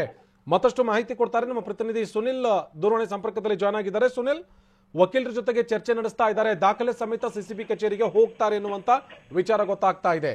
ಎಷ್ಟೊತ್ತಿಗೆ ತೆರಳಬಹುದು? 10:30ಕ್ಕೆ ಹೋಗ್ತಾರಾ ಅಥವಾ 11 ಗಂಟೆಗೆ ಹೋಗ್ತಾರಾ ಸುನಿಲ್? ಆನಂದ್, ಈಗಾಗಲೇ ಸಿಸಿಬಿ ಅಧಿಕಾರಿಗಳು ವಿಚಾರಣೆಗೆ ಹಾಜರಾಗುವಂತೆ ಸೂಚನೆ ಕೊಟ್ಟಿದ್ದಾರೆ. ಈಗಾಗಲೇ ಒಂದ್ ಕಡೆ 11 ಗಂಟೆಗೆ ವಿಚಾರಣೆಗೆ ಹಾಜರಾಗ್ತಾರೆ ಅನ್ನೋ ಮಾಹಿತಿ ಲಭ್ಯವಾಗಿದೆ. ಆ ಒಂದು ಹಿನ್ನೆಲೆಯಲ್ಲಿ 10:30ರ ಸುಮಾರಿಗೆ ಅವರು ಮನೆಯಿಂದ ಬಿಡುವಂತ ಸಾಧ್ಯತೆಗಳು ಕೂಡ ಹೆಚ್ಚಾಗಿದೆ. ಈ ಒಂದು ವಿಚಾರಕ್ಕೆ ಈಗಾಗಲೇ ಸಾಕಷ್ಟು ವಕೀಲರ ಜೊತೆ ಸಮಾಲೋಚನೆಯನ್ನು ಕೂಡ ನಡೆಸಿರುವಂತದ್ದು ಬಂದಿರೋ ಮಾಹಿತಿ ಪ್ರಕಾರ. ನಿನ್ನೆಯಿಂದಲೂ ಕೂಡ ವಕೀಲರ ಜೊತೆ ಸಾಕಷ್ಟು ಚರ್ಚೆಯನ್ನು ನಡೆಸಿದ್ದಾರೆ. ರಾಧಿಕಾ ಕುಮಾರಸ್ವಾಮಿ ಆಗ್ಬೋದು, ಇನ್ನೊಂದ್ ಕಡೆ ಅವರ ಸಹೋದರರು ಕೂಡ ಸೇರಿ ಒಂದು ಚರ್ಚೆ ಕೂಡ ನಡೆಸಿರುವಂತದ್ದು. ಮುಂದಿನ ಯಾವ ರೀತಿಯಾಗಿ ಕಾನೂನಾತ್ಮಕವಾಗಿ ಹೋರಾಟ ನಡೆಸಬೇಕು ಅನ್ನೋ ವಿಚಾರವಾಗಿ ಚರ್ಚೆ ಕೂಡ ನಡೆಸಿದ್ದಾರೆ ಅನ್ನೋ ಮಾಹಿತಿ ಲಭ್ಯವಾಗಿದೆ. ಅಷ್ಟೇ ಅಲ್ಲದೆ ಪ್ರಮುಖವಾಗಿ ಈ ಹೊರಡುವ ಮುಂಚೆ, ಅಂದ್ರೆ ಸಿಸಿಬಿ ಒಂದು ಕಚೇರಿಗೆ ಹೊರಡುವ ಮುಂಚೆ ಒಂದು ಅವರ ವಕೀಲರ ಜೊತೆ ಸಮಾಲೋಚನೆಯನ್ನು ಕೂಡ ನಡೆಸ್ತಾ ಇರೋ ಮಾಹಿತಿ ಲಭ್ಯವಾಗಿದೆ. ಅದರ ಜೊತೆಗೆ ಒಂದಷ್ಟು ದಾಖಲೆಗಳನ್ನ ತೆಗೆದುಕೊಂಡು ಹೋಗುವಂತ ಸಾಧ್ಯತೆ ಕೂಡ ಇದೆ. ಯಾಕಂದ್ರೆ ಬ್ಯಾಂಕ್ ನ ಒಂದು ಸ್ಟೇಟ್ಮೆಂಟ್ ಅನ್ನ ಪಡೆದುಕೊಂಡಿದ್ದಾರೆ ಅನ್ನೋ ಮಾಹಿತಿ ಲಭ್ಯವಾಗಿದೆ. ಹಣ ಟ್ರಾನ್ಸಾಕ್ಷನ್ ಆಗಿರೋ ಒಂದು ವಿಚಾರಕ್ಕಾಗಿ ಆ ಒಂದು ದಾಖಲೆಗಳನ್ನ ಒದಗಿಸುವಂತ ಸಾಧ್ಯತೆಗಳು ಕೂಡ ಹೆಚ್ಚಾಗಿದೆ. ಈ ಒಂದು ಹಿನ್ನೆಲೆಯಲ್ಲಿ ಯಾಕಂದ್ರೆ ಸಿಸಿಬಿ ಒಂದು ಕಚೇರಿಗೆ ಹೋಗ್ತಾರೆ ಅಂದ್ರೆ ವಕೀಲರ ಜೊತೆ ಈಗಾಗಲೇ ಸಾಕಷ್ಟು ಸಮಾಲೋಚನೆ ಚರ್ಚೆಯನ್ನು ಕೂಡ ನಡೆಸಿದ್ದಾರೆ. ಅದಕ್ಕಿಂತ ಮುಂಚೆ ಹೋಗುವಂತ ಮುಂಚೆ 10:30 ಸುಮಾರಿಗೆ ವಕೀಲರ ಜೊತೆ ಚರ್ಚೆ ನಡೆಸಿ ಅಲ್ಲಿ ಹೋಗುವಂತ ಸಾಧ್ಯತೆಗಳು ಕೂಡ ಹೆಚ್ಚಾಗಿರುವಂತದ್ದು. ಆನಂದ್, ಥ್ಯಾಂಕ್ ಯು ಸುನಿಲ್ ಮಾಹಿತಿಗಾಗಿ. ಇಲ್ಲಿ ಗಮನಿಸ್ತಾ ಇದ್ವಿ ಶ್ರೀಧರ್ ಸರ್, ಇಲ್ಲಿ ಯಾಕೆ ಅಂತ ಹೇಳಿದ್ರೆ ನೀವು ಹೇಳ್ತಾ ಇದ್ರಿ ಇಲ್ಲಿ ಕಾಂಟ್ರಾಕ್ಟ್ ಆಗಬೇಕು ಅಥವಾ ಈ ಅಫೆನ್ಸ್ ಮನಿನ ಅನ್ನುವಂಥದ್ದು ಪ್ರೂವ್ ಆಗಬೇಕು, ಅದಕ್ಕೆ ಸಂಬಂಧಪಟ್ಟ ಹಾಗೆ ಒಂದಷ್ಟು ಟ್ರಯಲ್ ನಡಿಬೇಕು ಇನ್ನುವಂತ ವಿಚಾರವನ್ನು ಹೇಳ್ತಾ ಇದ್ರಿ, ವಿಚಾರಣೆ ಕೂಡ ಎದುರಿಸಬೇಕು ಅನ್ನುವಂಥದ್ದು. ಎಷ್ಟರ ಮಟ್ಟಿಗೆ ಕ್ಲಾರಿಟಿ ಕೊಡುವಂತ ಅವಶ್ಯಕತೆ ಇರುತ್ತೆ ಅಂತ? ಈಗ ರಾಧಿಕಾ ಅವ್ರ ಅಕೌಂಟ್ಗೆ ಹಣ ಬಂದಿದೆ ಅಂತ ಹೇಳಿದ್ರೆ ಕ್ಲಾರಿಟಿ ಕೊಡಬೇಕಾದಂತ ಜವಾಬ್ದಾರಿ ಜಾಸ್ತಿ ರಾಧಿಕಾ ಅವ್ರಿಗಿದೆಯಾ ಅಥವಾ ಅಕೌಂಟ್ಗೆ ಹಣ ಹಾಕಿರುವಂತ ಯುವರಾಜ್ ಸ್ವಾಮಿಗಿದೆಯಾ ಅಂತ? ಪ್ರೈಮರಿ ರೆಸ್ಪಾನ್ಸಿಬಿಲಿಟಿ ಯಾರ್ದು ಅಕೌಂಟ್ ಕಡೆ ಬಂತು ಅವ್ರು ಕೊಡಬೇಕು. ಓಕೆ, ಅವ್ರು ತೋರಿಸ್ಬೇಕು ಯಾರ ಕಡೆಯಿಂದ ಬಂತು, ಗೊತ್ತಾಗಿದ್ರೆ ಇವರ ಕಡೆಯಿಂದ ಬಂತು ಅದು ಗೊತ್ತಿಲ್ಲ, ನನಗೆ ಗೊತ್ತಿಲ್ಲಪ್ಪ, ನಾನು ಬಂದಿದ್ದೆ ನನಗೆ ಗೊತ್ತಿಲ್ಲ, ನಾನೀಗ ವೆರಿಫೈ ಮಾಡಿದೆ, ನಾನು ಟ್ರೈ ಮಾಡ್ತೀನಿ, I will also cooperate in this regard, ಯಾರ ಕಡೆಯಿಂದ ಬಂತಂತೆ. ಈಗ ಅವ್ರಿಗೆ ಗೊತ್ತಾಗಿದ್ರೆ ಇವರೇ ಕಳಿಸಿದ್ದಾರೆ ಅಂತೆ, ಅವ್ರು ಹೇಳ್ಬೇಕು ಎಸ್ ಕೊಟ್ಟಿದ್ದಾರೆ ಅಂತೆ. ಯಾಕೆ ಕೊಟ್ಟಿದ್ದಾರೆ ಅಂತ ಕೇಳಿದ್ರು ಅಡ್ವಾನ್ಸ್ ಹೇಳ್ಬೋದು, ಅಥವಾ ನಾನು ಅಗ್ರಿಮೆಂಟ್ ಮಾಡಿದ್ದೇನೆ, agreement which is enforceable by law becomes a contract, ಅದೇ difference. So agreement can be oral also. Okay, so agreement ಇದ್ರೆ ಅವರ ರೈಟಿಂಗ್ಲಿ ಇರಬೇಕು ಅಂತ ಆ ಟೈಮಲ್ಲಿ ಗರಜಿಲ್ಲ. ಯಾಕಂದರೆ ಅಗ್ರಿಮೆಂಟ್ ನಾವು ಒನ್ಲಿ ಯಾರು ಅಗ್ರಿಮೆಂಟ್ ಎನ್ಫೋರ್ಸ್ ಮಾಡೋಕ್ಕೆ ಟ್ರೈ ಮಾಡ್ತಾರೆ, ದುಡ್ಡು ಕೊಟ್ಟವನು ಟ್ರೈ ಮಾಡ್ತಾನೆ, ಇವರೇನು ಸರ್ವಿಸ್ ಕೊಟ್ಟಿಲ್ಲ ಆಮೇಲೆ ಅಂತ ಅವನು ಹೇಳ್ತಾರೆ ದುಡ್ಡು ಅಡ್ವಾನ್ಸ್ ಕೊಟ್ಟಿದ್ದೇನೆ, ಅವರು ವಿಚಾರ ಮಾಡಬೇಕು. ನಾನು ನಿಮ್ಗೆ ದುಡ್ಡು ಕೊಟ್ಟ ಮೇಲೆ ನೀವು ಸರ್ವಿಸ್ ಕೊಟ್ಟಿಲ್ಲ ಅಂತೆ, I will not ask the money back. ಅದು ಕೇಳೋವಾಗ ನೀವು ಕೊಟ್ಟಿಲ್ಲ ಅಂತೆ, ನಾನು ಎನ್ಫೋರ್ಸ್ ಮಾಡೋಕ್ಕೆ ಕೋರ್ಟ್ಗೆ ಹೋಗ್ತೀನಿ. At that time, that contract has to be become this agreement has to become a contract. Okay. ಈಗ ಏನು ಡಾಕ್ಯುಮೆಂಟ್ ಇಲ್ಲ ಅಂತೆ, there is only an agreement, contract ಇಲ್ಲ, ಈ ಥರ ಒಂದು ರಿಟರ್ನ್ಲಿ ಬಂದಿಲ್ಲ, ಅಗ್ರಿಮೆಂಟ್ ಇರ್ಬೋದು, ನೋ ಪ್ರಾಬ್ಲಮ್. ಅಡ್ವಾನ್ಸ್ ಬಂದ್ರೇನು, ಅಡ್ವಾನ್ಸ್ ಯಾಕೆ ಬಂದರೆ ಓಕೆ ಅವ್ರು ಹೇಳ್ತಾರೆ ನಾನು ಸಿನಿಮಾ ಮಾಡಬೇಕು ಅಂತ ಒಂದು ವಿಚಾರ ಇದೆ, ಅದಕ್ಕೆ ಮುಂಚೆನೇ ನಾನು ಬುಕ್ ಮಾಡ್ತೀನಿ, ಅಡ್ವಾನ್ಸ್ ನಾನು ಕೊಡ್ತೀನಿ ಅಂತ ಕೊಟ್ಟಿದ್ರು. ಆಮೇಲೆ I may not perform the film, start ಮಾಡಿಲ್ಲ, ಆ ಥರ ಏನು ಬೇರೆ ಏನು ವಿಷಯ ಬಂದು ಡ್ರಾಪ್ ಆಗಿದೆ, ಆ ದುಡ್ಡು ನಾನು ರಿಟರ್ನ್ ತೊಗೊಳ್ಬೇಕು. ರಿಟರ್ನ್ ಕೊಟ್ಟಿಲ್ಲ ಅಂತೆ ನಿಮ್ಮ ಕಡೆಗೆ ಹೋದರೆ ಅದು ನಿಮ್ಮ ಕಡೆ ಒಂದು advance becomes part of forfeited money ಅಂತ ಬಂದುಬಿಡುತ್ತೆ. ಅವ್ರು ಆದರೆ ಹೇಳಿದ್ರೆ ನೀವು ಫಿಲ್ಮ್ ಮಾಡಲಿಲ್ಲ, ನನಗೆ ನಾನು ಮನಿ ಫಾರ್ಫಿಟ್ ಮಾಡ್ತೀನಿ, ಆ ಟೈಮಲ್ಲಿ ಅವ್ರ ಕೈಯಲ್ಲಿ ಇನ್ಕಮ್ ಬಂದುಬಿಡುತ್ತೆ, ಅದು ಆ ಟೈಮಲ್ಲಿ, not before that.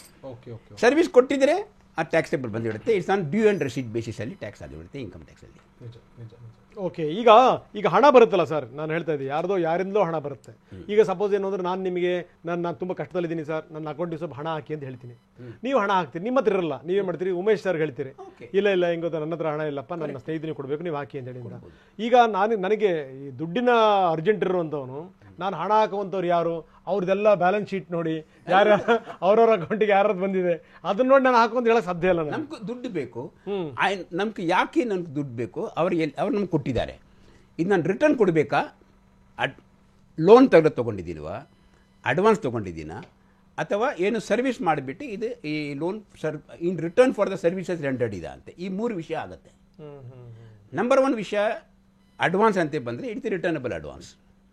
That may be interest free, interest ಬೇಕು, whatever it is. Advance is always related to some activity afterwards. Okay. Loan ಅಂತೆ ಓಕೆ ಟೇಕನ್ ಅ ಲೋನ್, ಸಾಲ ತೊಗೊಂಡ್ಬಿಟ್ಟು ಅದನ್ನ ರಿಟರ್ನ್ ತೊಗೊಳ್ತೀವಿ, ರಿಟರ್ನ್ ತೊಗೊಳ್ಳೋವಾಗ ಇಂಟ್ರೆಸ್ಟ್ ಇರ್ಬೋದು, ನಾನ್ ಇಂಟ್ರೆಸ್ಟ್ ಇರ್ಬೋದು, that's also agreement on. Third, ನಾನು ಸರ್ವಿಸ್ ಕೊಟ್ಟಿದ್ರೆ it become directly my return of my service, ನನಗೆ ದುಡ್ಡು ಸಿಕ್ಕಿದೆ ಅಂತ, that becomes income at that point. Okay. Yes, ಇದ್ರ ಬಗ್ಗೆ ಉಮೇಶ್ ಅವ್ರು ಏನು ಹೇಳ್ತಾರೆ ಕೇಳೋಣ, ಯಾಕಂದ್ರೆ ಸಾಕಷ್ಟು ಕೇಸ್ಗಳನ್ನು ಅವರು ಕೂಡ ನೋಡಿರ್ತಾರೆ, ಅವ್ರ ಜೊತೆ ಚರ್ಚೆ ಮಾಡಿ. ಕೌಂಟ್ ಡೌನ್ ಶುರುವಾಗಿದೆ. ಸ್ವೀಟಿ ಸಿಸಿಬಿ ಕಚೇರಿಗೆ ಹೋಗಿ ವಿಚಾರಣೆಯನ್ನ ಎದುರಿಸೋದಕ್ಕೆ ಕೌಂಟ್ ಡೌನ್ ಶುರುವಾಗಿದೆ. ಸದ್ಯಕ್ಕೆ ಸಿಸಿಬಿ ಖೆಡ್ಡಾಗೆ ಬಿದ್ದಂತಹ ನಟಿ ರಾಧಿಕಾ ಕುಮಾರಸ್ವಾಮಿ ಸಿಸಿಬಿ ಕಚೇರಿಗೆ ತೆರಳೋದಕ್ಕೆ ಇನ್ನೇನು ಕೆಲವೇ ಹೊತ್ತು ಬಾಕಿ ಇದೆ. ಸಿಸಿಬಿ ಪೊಲೀಸರ ಮುಂದೆ ಕೋಟಿ ರಹಸ್ಯವನ್ನ ಬಾಯಿ ಬಿಡ್ತಾರಾ? ಈ ಕೋಟಿ ಹಣದ ವಿಚಾರಕ್ಕೆ ಸಂಬಂಧಪಟ್ಟ ಹಾಗೆ ಸಿಸಿಬಿ ಮುಂದೆ ಬಾಯಿ ಬಿಡ್ತಾರ ನಟಿ ರಾಧಿಕಾ? ಸಿಸಿಬಿ ವಿಚಾರಣೆ ಹಾಜರಾಗ್ತಾರ ರಾಧಿಕಾ ಕುಮಾರಸ್ವಾಮಿ? 10:00 ಹೋಗಿ ವಿಚಾರಣೆಯನ್ನ ಎದುರಿಸ್ತಾರೆ ಎನ್ನುವಂತ ಮಾಹಿತಿ ಇತ್ತು. ರಾಧಿಕಾ ವಿಚಾರಣೆಗೆ ಇನ್ನು 1 ಗಂಟೆಯಷ್ಟೇ ಬಾಕಿ ಉಳಿದಿರೋದು. 11 ಗಂಟೆಗೆ ವಿಚಾರಣೆಗೆ ಹಾಜರಾಗಿ ಅಂತೇಳಿ ರಾಧಿಕಾಗೆ ನೋಟಿಸ್ ಅನ್ನ ಕೊಡಲಾಗಿತ್ತು. 11 ಗಂಟೆಗೆ ತೆರಳೋದಕ್ಕೆ ಇನ್ನೇನು 1 ಗಂಟೆ ಮಾತ್ರ ಬಾಕಿ ಇದೆ. ವಕೀಲರ ಜೊತೆಗೆ ಚರ್ಚೆ ನಡೆಸ್ತಾ ಇದ್ದಾರೆ. ದಾಖಲೆಗಳ ಸಮೇತವಾಗಿ ಹೋಗಿ ಹಾಜರಾಗುವಂತಹ ಸಾಧ್ಯತೆ ಇದೆ. ಕುತೂಹಲ ಕೆರಳಿಸಿದೆ ರಾಧಿಕಾ ಕುಮಾರಸ್ವಾಮಿ ನಡೆ.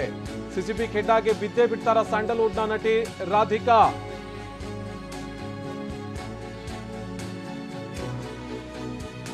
ಇನ್ನು ಸಿಸಿಬಿ ಕಚೇರಿಗೆ ತೆರಳೋದಕ್ಕೆ ಇನ್ನೇನು ಕೌಂಟ್ ಡೌನ್ ಶುರುವಾಗಿದೆ. ಸಿಸಿಬಿ ಕಚೇರಿಯ ಬಳಿಯಿಂದ ನಮ್ಮ ಪ್ರತಿನಿಧಿ ಪ್ರಜ್ವಲ್ ನಮ್ಮ ಜೊತೆಗೆ ನೇರ ಸಂಪರ್ಕದಲ್ಲಿ ಜಾಯ್ನ್ ಆಗಿದ್ದಾರೆ. ಅದೇ ರೀತಿ ರಾಧಿಕಾ ಅವರ ಮನೆ ಮುಂಭಾಗದಿಂದ ನಮ್ಮ ಪ್ರತಿನಿಧಿ ಮಾಲ್ತೇಶ್ ಜಗ್ಗಿನ್ ಕೂಡ ಜಾಯ್ನ್ ಆಗಿದ್ದಾರೆ. ಮೊದಲಿಗೆ ಪ್ರಜ್ವಲ್, 11 ಗಂಟೆಗೆ ಬರ್ತಾರೆ ಎನ್ನುವಂತ ಮಾಹಿತಿ ಇತ್ತು, 11 ಗಂಟೆಗೆ ಬನ್ನಿ ಎನ್ನುವಂತ ನೋಟಿಸ್ ಕೂಡ ಸಿಸಿಬಿ ಕೊಟ್ಟಿತ್ತು. ಅದಕ್ಕಿಂತ ಅರ್ಧ ಗಂಟೆ ಮುಂಚಿತವಾಗಿಯೇ ವಿಚಾರಣೆಗೆ ಹಾಜರಾಗ್ತಾರೆ ಎನ್ನುವಂತ ಮಾಹಿತಿ ಇದೆ. 10ವರೆಗೆ ಬರುವಂತ ಸಾಧ್ಯತೆ ಏನಾದ್ರೂ ಇದೆಯಾ ಪ್ರಜ್ವಲ್?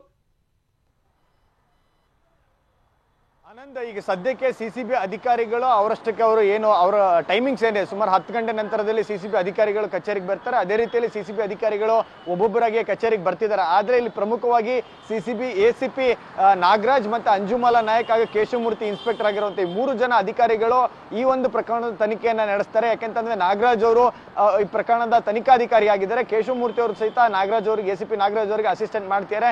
ಈಗ ಮಾತ್ರ ಅಲ್ಲ, ಯುವರಾಜ್ ಮನೆ ರೈಡ್ ಮಾಡಿದ ದಿನದಿಂದಲೂ ಅವರೇ ಸಹಿತ ಇನ್ವೆಸ್ಟಿಗೇಷನ್ ಅಲ್ಲಿ ಇನ್ವಾಲ್ವ್ ಇದ್ದಾರೆ. ಈ ಅಂಜುಮಾಲಾ ನಾಯಕ್ ಅವರು ಈ ಪ್ರಕರಣದಲ್ಲಿ ಇಲ್ಲ. ಆದ್ರೆ ಈ ಓರ್ವ ಮಹಿಳೆಯನ್ನ ಇನ್ವೆಸ್ಟಿಗೇಷನ್ ಮಾಡುವಾಗ ಪ್ರಶ್ನೆಗಳನ್ನ ಕೇಳುವಾಗ ಅಲ್ಲಿ ಒಬ್ಬ ಮಹಿಳಾ ಅಧಿಕಾರಿ ಇರಬೇಕು ಅನ್ನೋ ಕಾರಣಕ್ಕಾಗಿ ಅಂಜುಮಾಲಾ ನಾಯಕ್ ಅವರನ್ನು ಸಹಿತ ಈಗಾಗಲೇ ಹಿರಿಯ ಅಧಿಕಾರಿಗಳು ನಿಯೋಜನೆ ಮಾಡಿದ್ದಾರೆ. ಈ ಅಧಿಕಾರಿಗಳು ಈ ಕ್ಷಣದವರೆಗೆ ಇನ್ನೂ ಸಿಸಿಬಿ ಕಚೇರಿಗೆ ಬಂದಿಲ್ಲ. ಈಗ ಸುಮಾರು ಇನ್ನೊಂದು 10-20 ನಿಮಿಷದೊಳಗಡೆ ಅಧಿಕಾರಿಗಳು ಬರ್ತಾರೆ. 10ವರೆಗೆ ಬಂದರೂ ಸಹಿತ ಸುಮಾರು 11 ಗಂಟೆಗೆ ಹಾಜರಾಗಲಿಕ್ಕೆ ಏನು ನೋಟಿಸ್ ಅನ್ನ ಕೊಡಲಾಗಿದೆ. 11 ಗಂಟೆ ನಂತರವಷ್ಟೇ ವಿಚಾರಣೆಯನ್ನ ಶುರು ಮಾಡಲಿಕ್ಕೆ ಅಧಿಕಾರಿಗಳು ತೀರ್ಮಾನ ಮಾಡ್ಕೊಂಡಿದ್ದಾರೆ. ಆ ಒಂದು ವಿಚಾರಣೆಯ ರೂಪುರೇಷೆಗಳು ಏನು, ಯಾವ್ಯಾವ ಮಾಹಿತಿಯನ್ನ ಕೇಳಬೇಕು, ಮತ್ತೆ ರಾಧಿಕಾ ಅವರಿಂದ ಯಾವ್ಯಾವ ಮಾಹಿತಿಗಳು ಅವಶ್ಯಕತೆ ಇದೆ, ಇದ್ರ ಬಗ್ಗೆ ಒಂದಷ್ಟು ಚರ್ಚೆಯನ್ನ ಮಾಡಿ ಪೂರ್ವ ತಯಾರಿಯನ್ನು ಕೂಡ ಮಾಡ್ಕೊಂಡಿದ್ದಾರೆ. ಮತ್ತೆ ಅವರ ಬ್ಯಾಂಕ್ ಸ್ಟೇಟ್ಮೆಂಟ್ ಆಗಿರ್ಬೋದು, ಜೊತೆಗೆ ಯುವರಾಜ್ ಈಗಾಗಲೇ ನೀಡಿರುವಂತ ಸ್ಟೇಟ್ಮೆಂಟ್ ಆಗಿರ್ಬೋದು, ಇವೆಲ್ಲವೂ ಮಾಹಿತಿಗಳನ್ನು ಕೂಡ ಕಲೆ ಹಾಕೊಂಡಿದ್ದಾರೆ. ಯುವರಾಜ್ ನೀಡಿದಂತ ಸ್ಟೇಟ್ಮೆಂಟ್ ಜೊತೆಗೆ ಈಗಾಗಲೇ ರವಿರಾಜನ್ ಸಹಿತ ಒಂದ್ಸಲ ವಿಚಾರಣೆಯನ್ನ ಮಾಡಾಗಿದೆ.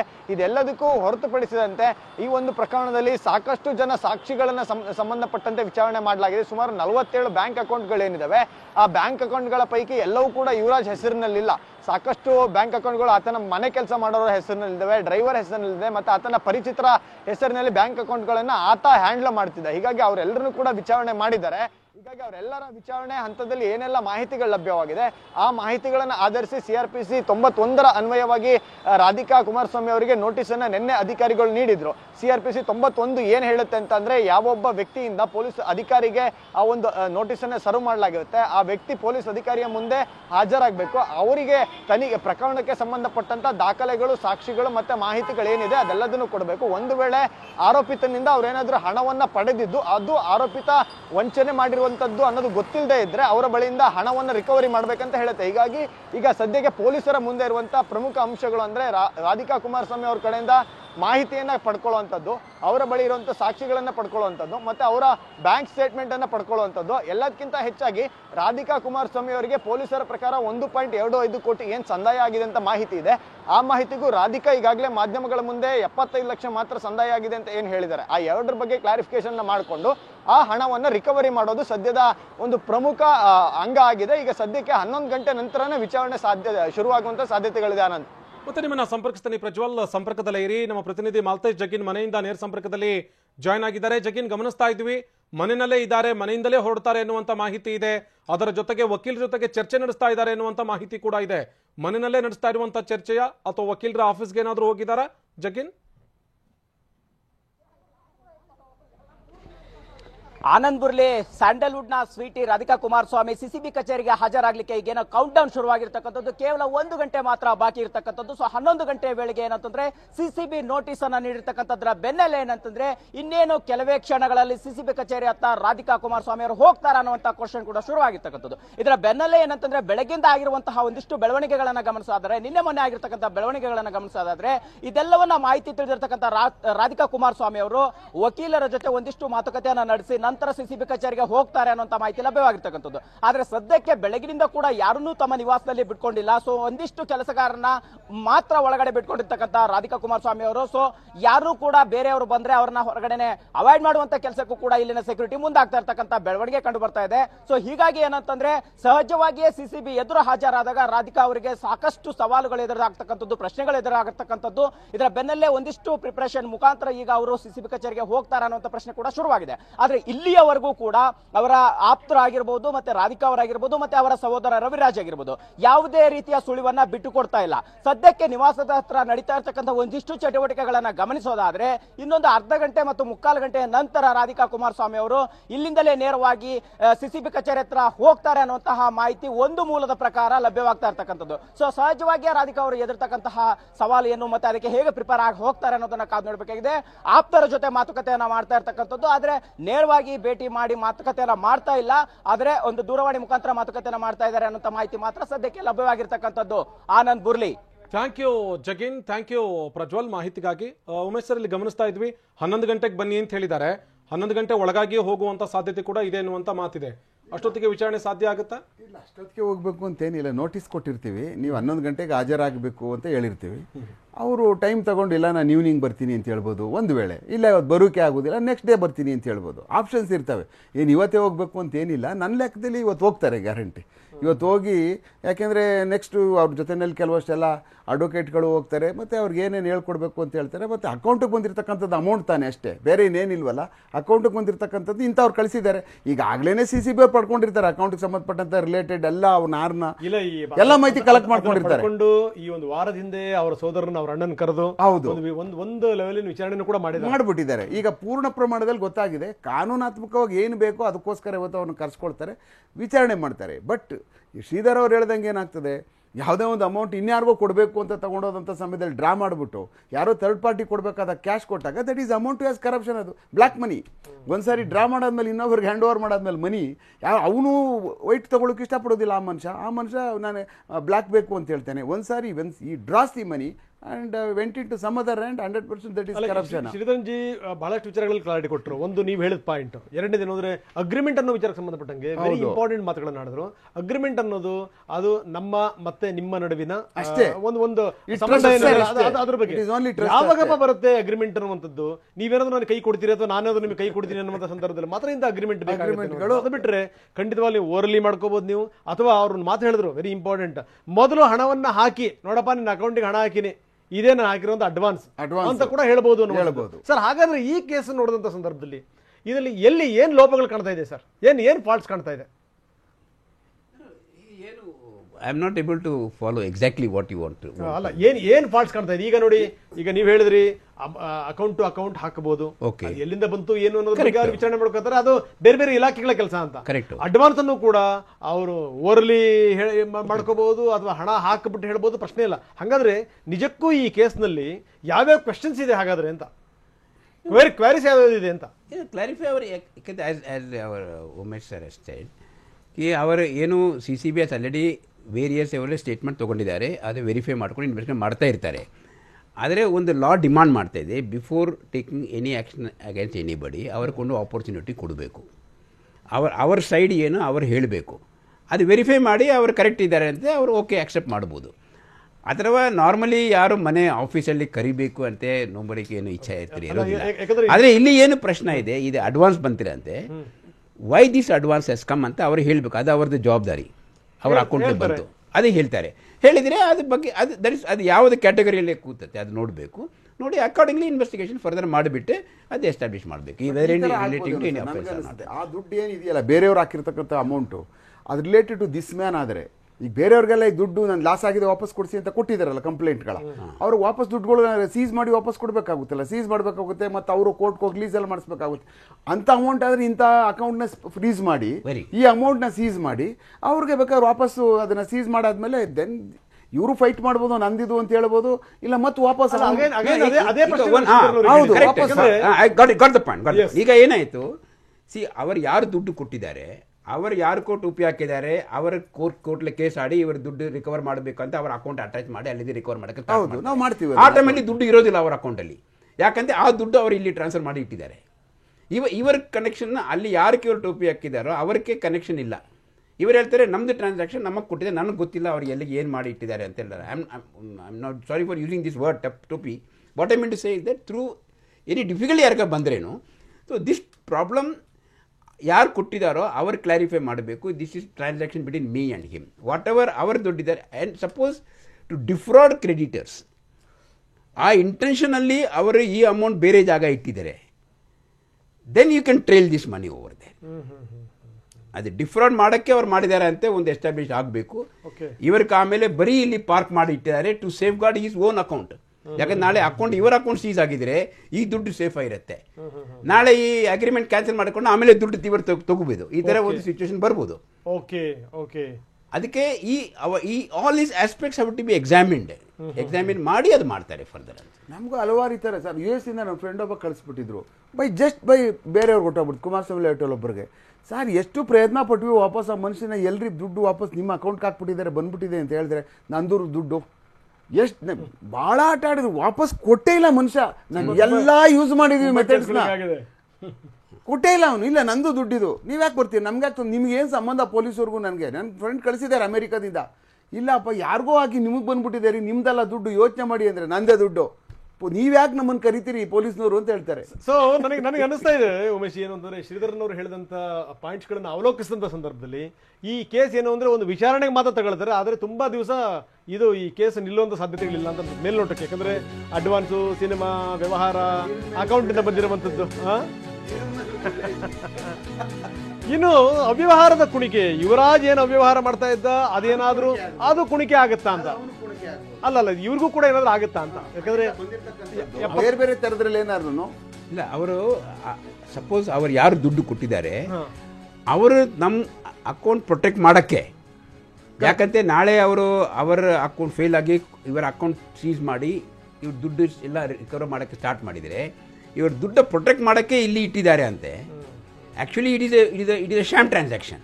ಓಕೆ, ಶ್ಯಾಮ್ ಟ್ರಾನ್ಸಾಕ್ಷನ್ ಆಗಿದ್ರೆ ಅದು ಆಮೇಲೆ ಈ ರಿವರ್ಸ್ ಮಾಡ್ಬೋದು. ಯಾಕಂದ್ರೆ ಸರ್ ಅವನ ಮನೆ ರೇಡ್ ಆದಂಥ ಸಂದರ್ಭದಲ್ಲಿ ಸಿಕ್ಕಿರುವಂಥ ಹಣ, ಸಿಕ್ಕಿರುವಂಥ ಚೆಕ್ಗಳು, ಆ 90-95 ಕೋಟಿ ಆ ಥರದ್ದೆಲ್ಲ ಈ ಚೆಕ್ಗಳು ಸಿಕ್ಕಿರೋದು ನೋಡಿದ್ರೆ ಈ 75 ಲಕ್ಷ ರೂಪಾಯಿ ಏನಾದ್ರು ತೊಂದರೆ ಆದ್ರೆ ಇಡ್ತಾರೆ ಅನ್ನುವಂಥದ್ದು ಅಂದ್ಕೊಳ್ಳೋಕ್ಕೂ ಸಾಧ್ಯ ಇಲ್ಲ ಅಂತ. I have seen a cheque some 20 years back, 365,000 crores. Okay. It is much more than budget of many of the states of India. ನಿಜ sir. Yes sir. Sir thank you very much Shridharji. ಇಲ್ಲಿ ತನಕ ಸಾಕಷ್ಟು ಮಾತಾಡಿದ್ರಿ. ತಾವೇನಂದ್ರೆ tax ಅಧಿಕಾರಿಗಳು ಹೌದು, ಜೊತೆಗೆ ಏನಂದ್ರೆ ಲಾ ಕೂಡ ಮಾಡಿದಿರಿ ನೀವು ರಿಟೈರ್ಮೆಂಟ್ ಆದ್ಮೇಲೆ. ಹಿಂಗಾಗಿ ನಿಮ್ಮ ಮಾತಿಗೆ ಸಾಕಷ್ಟು ಇದಿದೆ, ಅರ್ಥ ಇದೆ ನೀವು ಹೇಳಿದ ರೀತಿಯಲ್ಲಿ. ಥ್ಯಾಂಕ್ ಯು ವೆರಿ ಮಚ್ ನಮ್ಮ ಜೊತೆ ಮಾತಾಡೋದಕ್ಕೆ.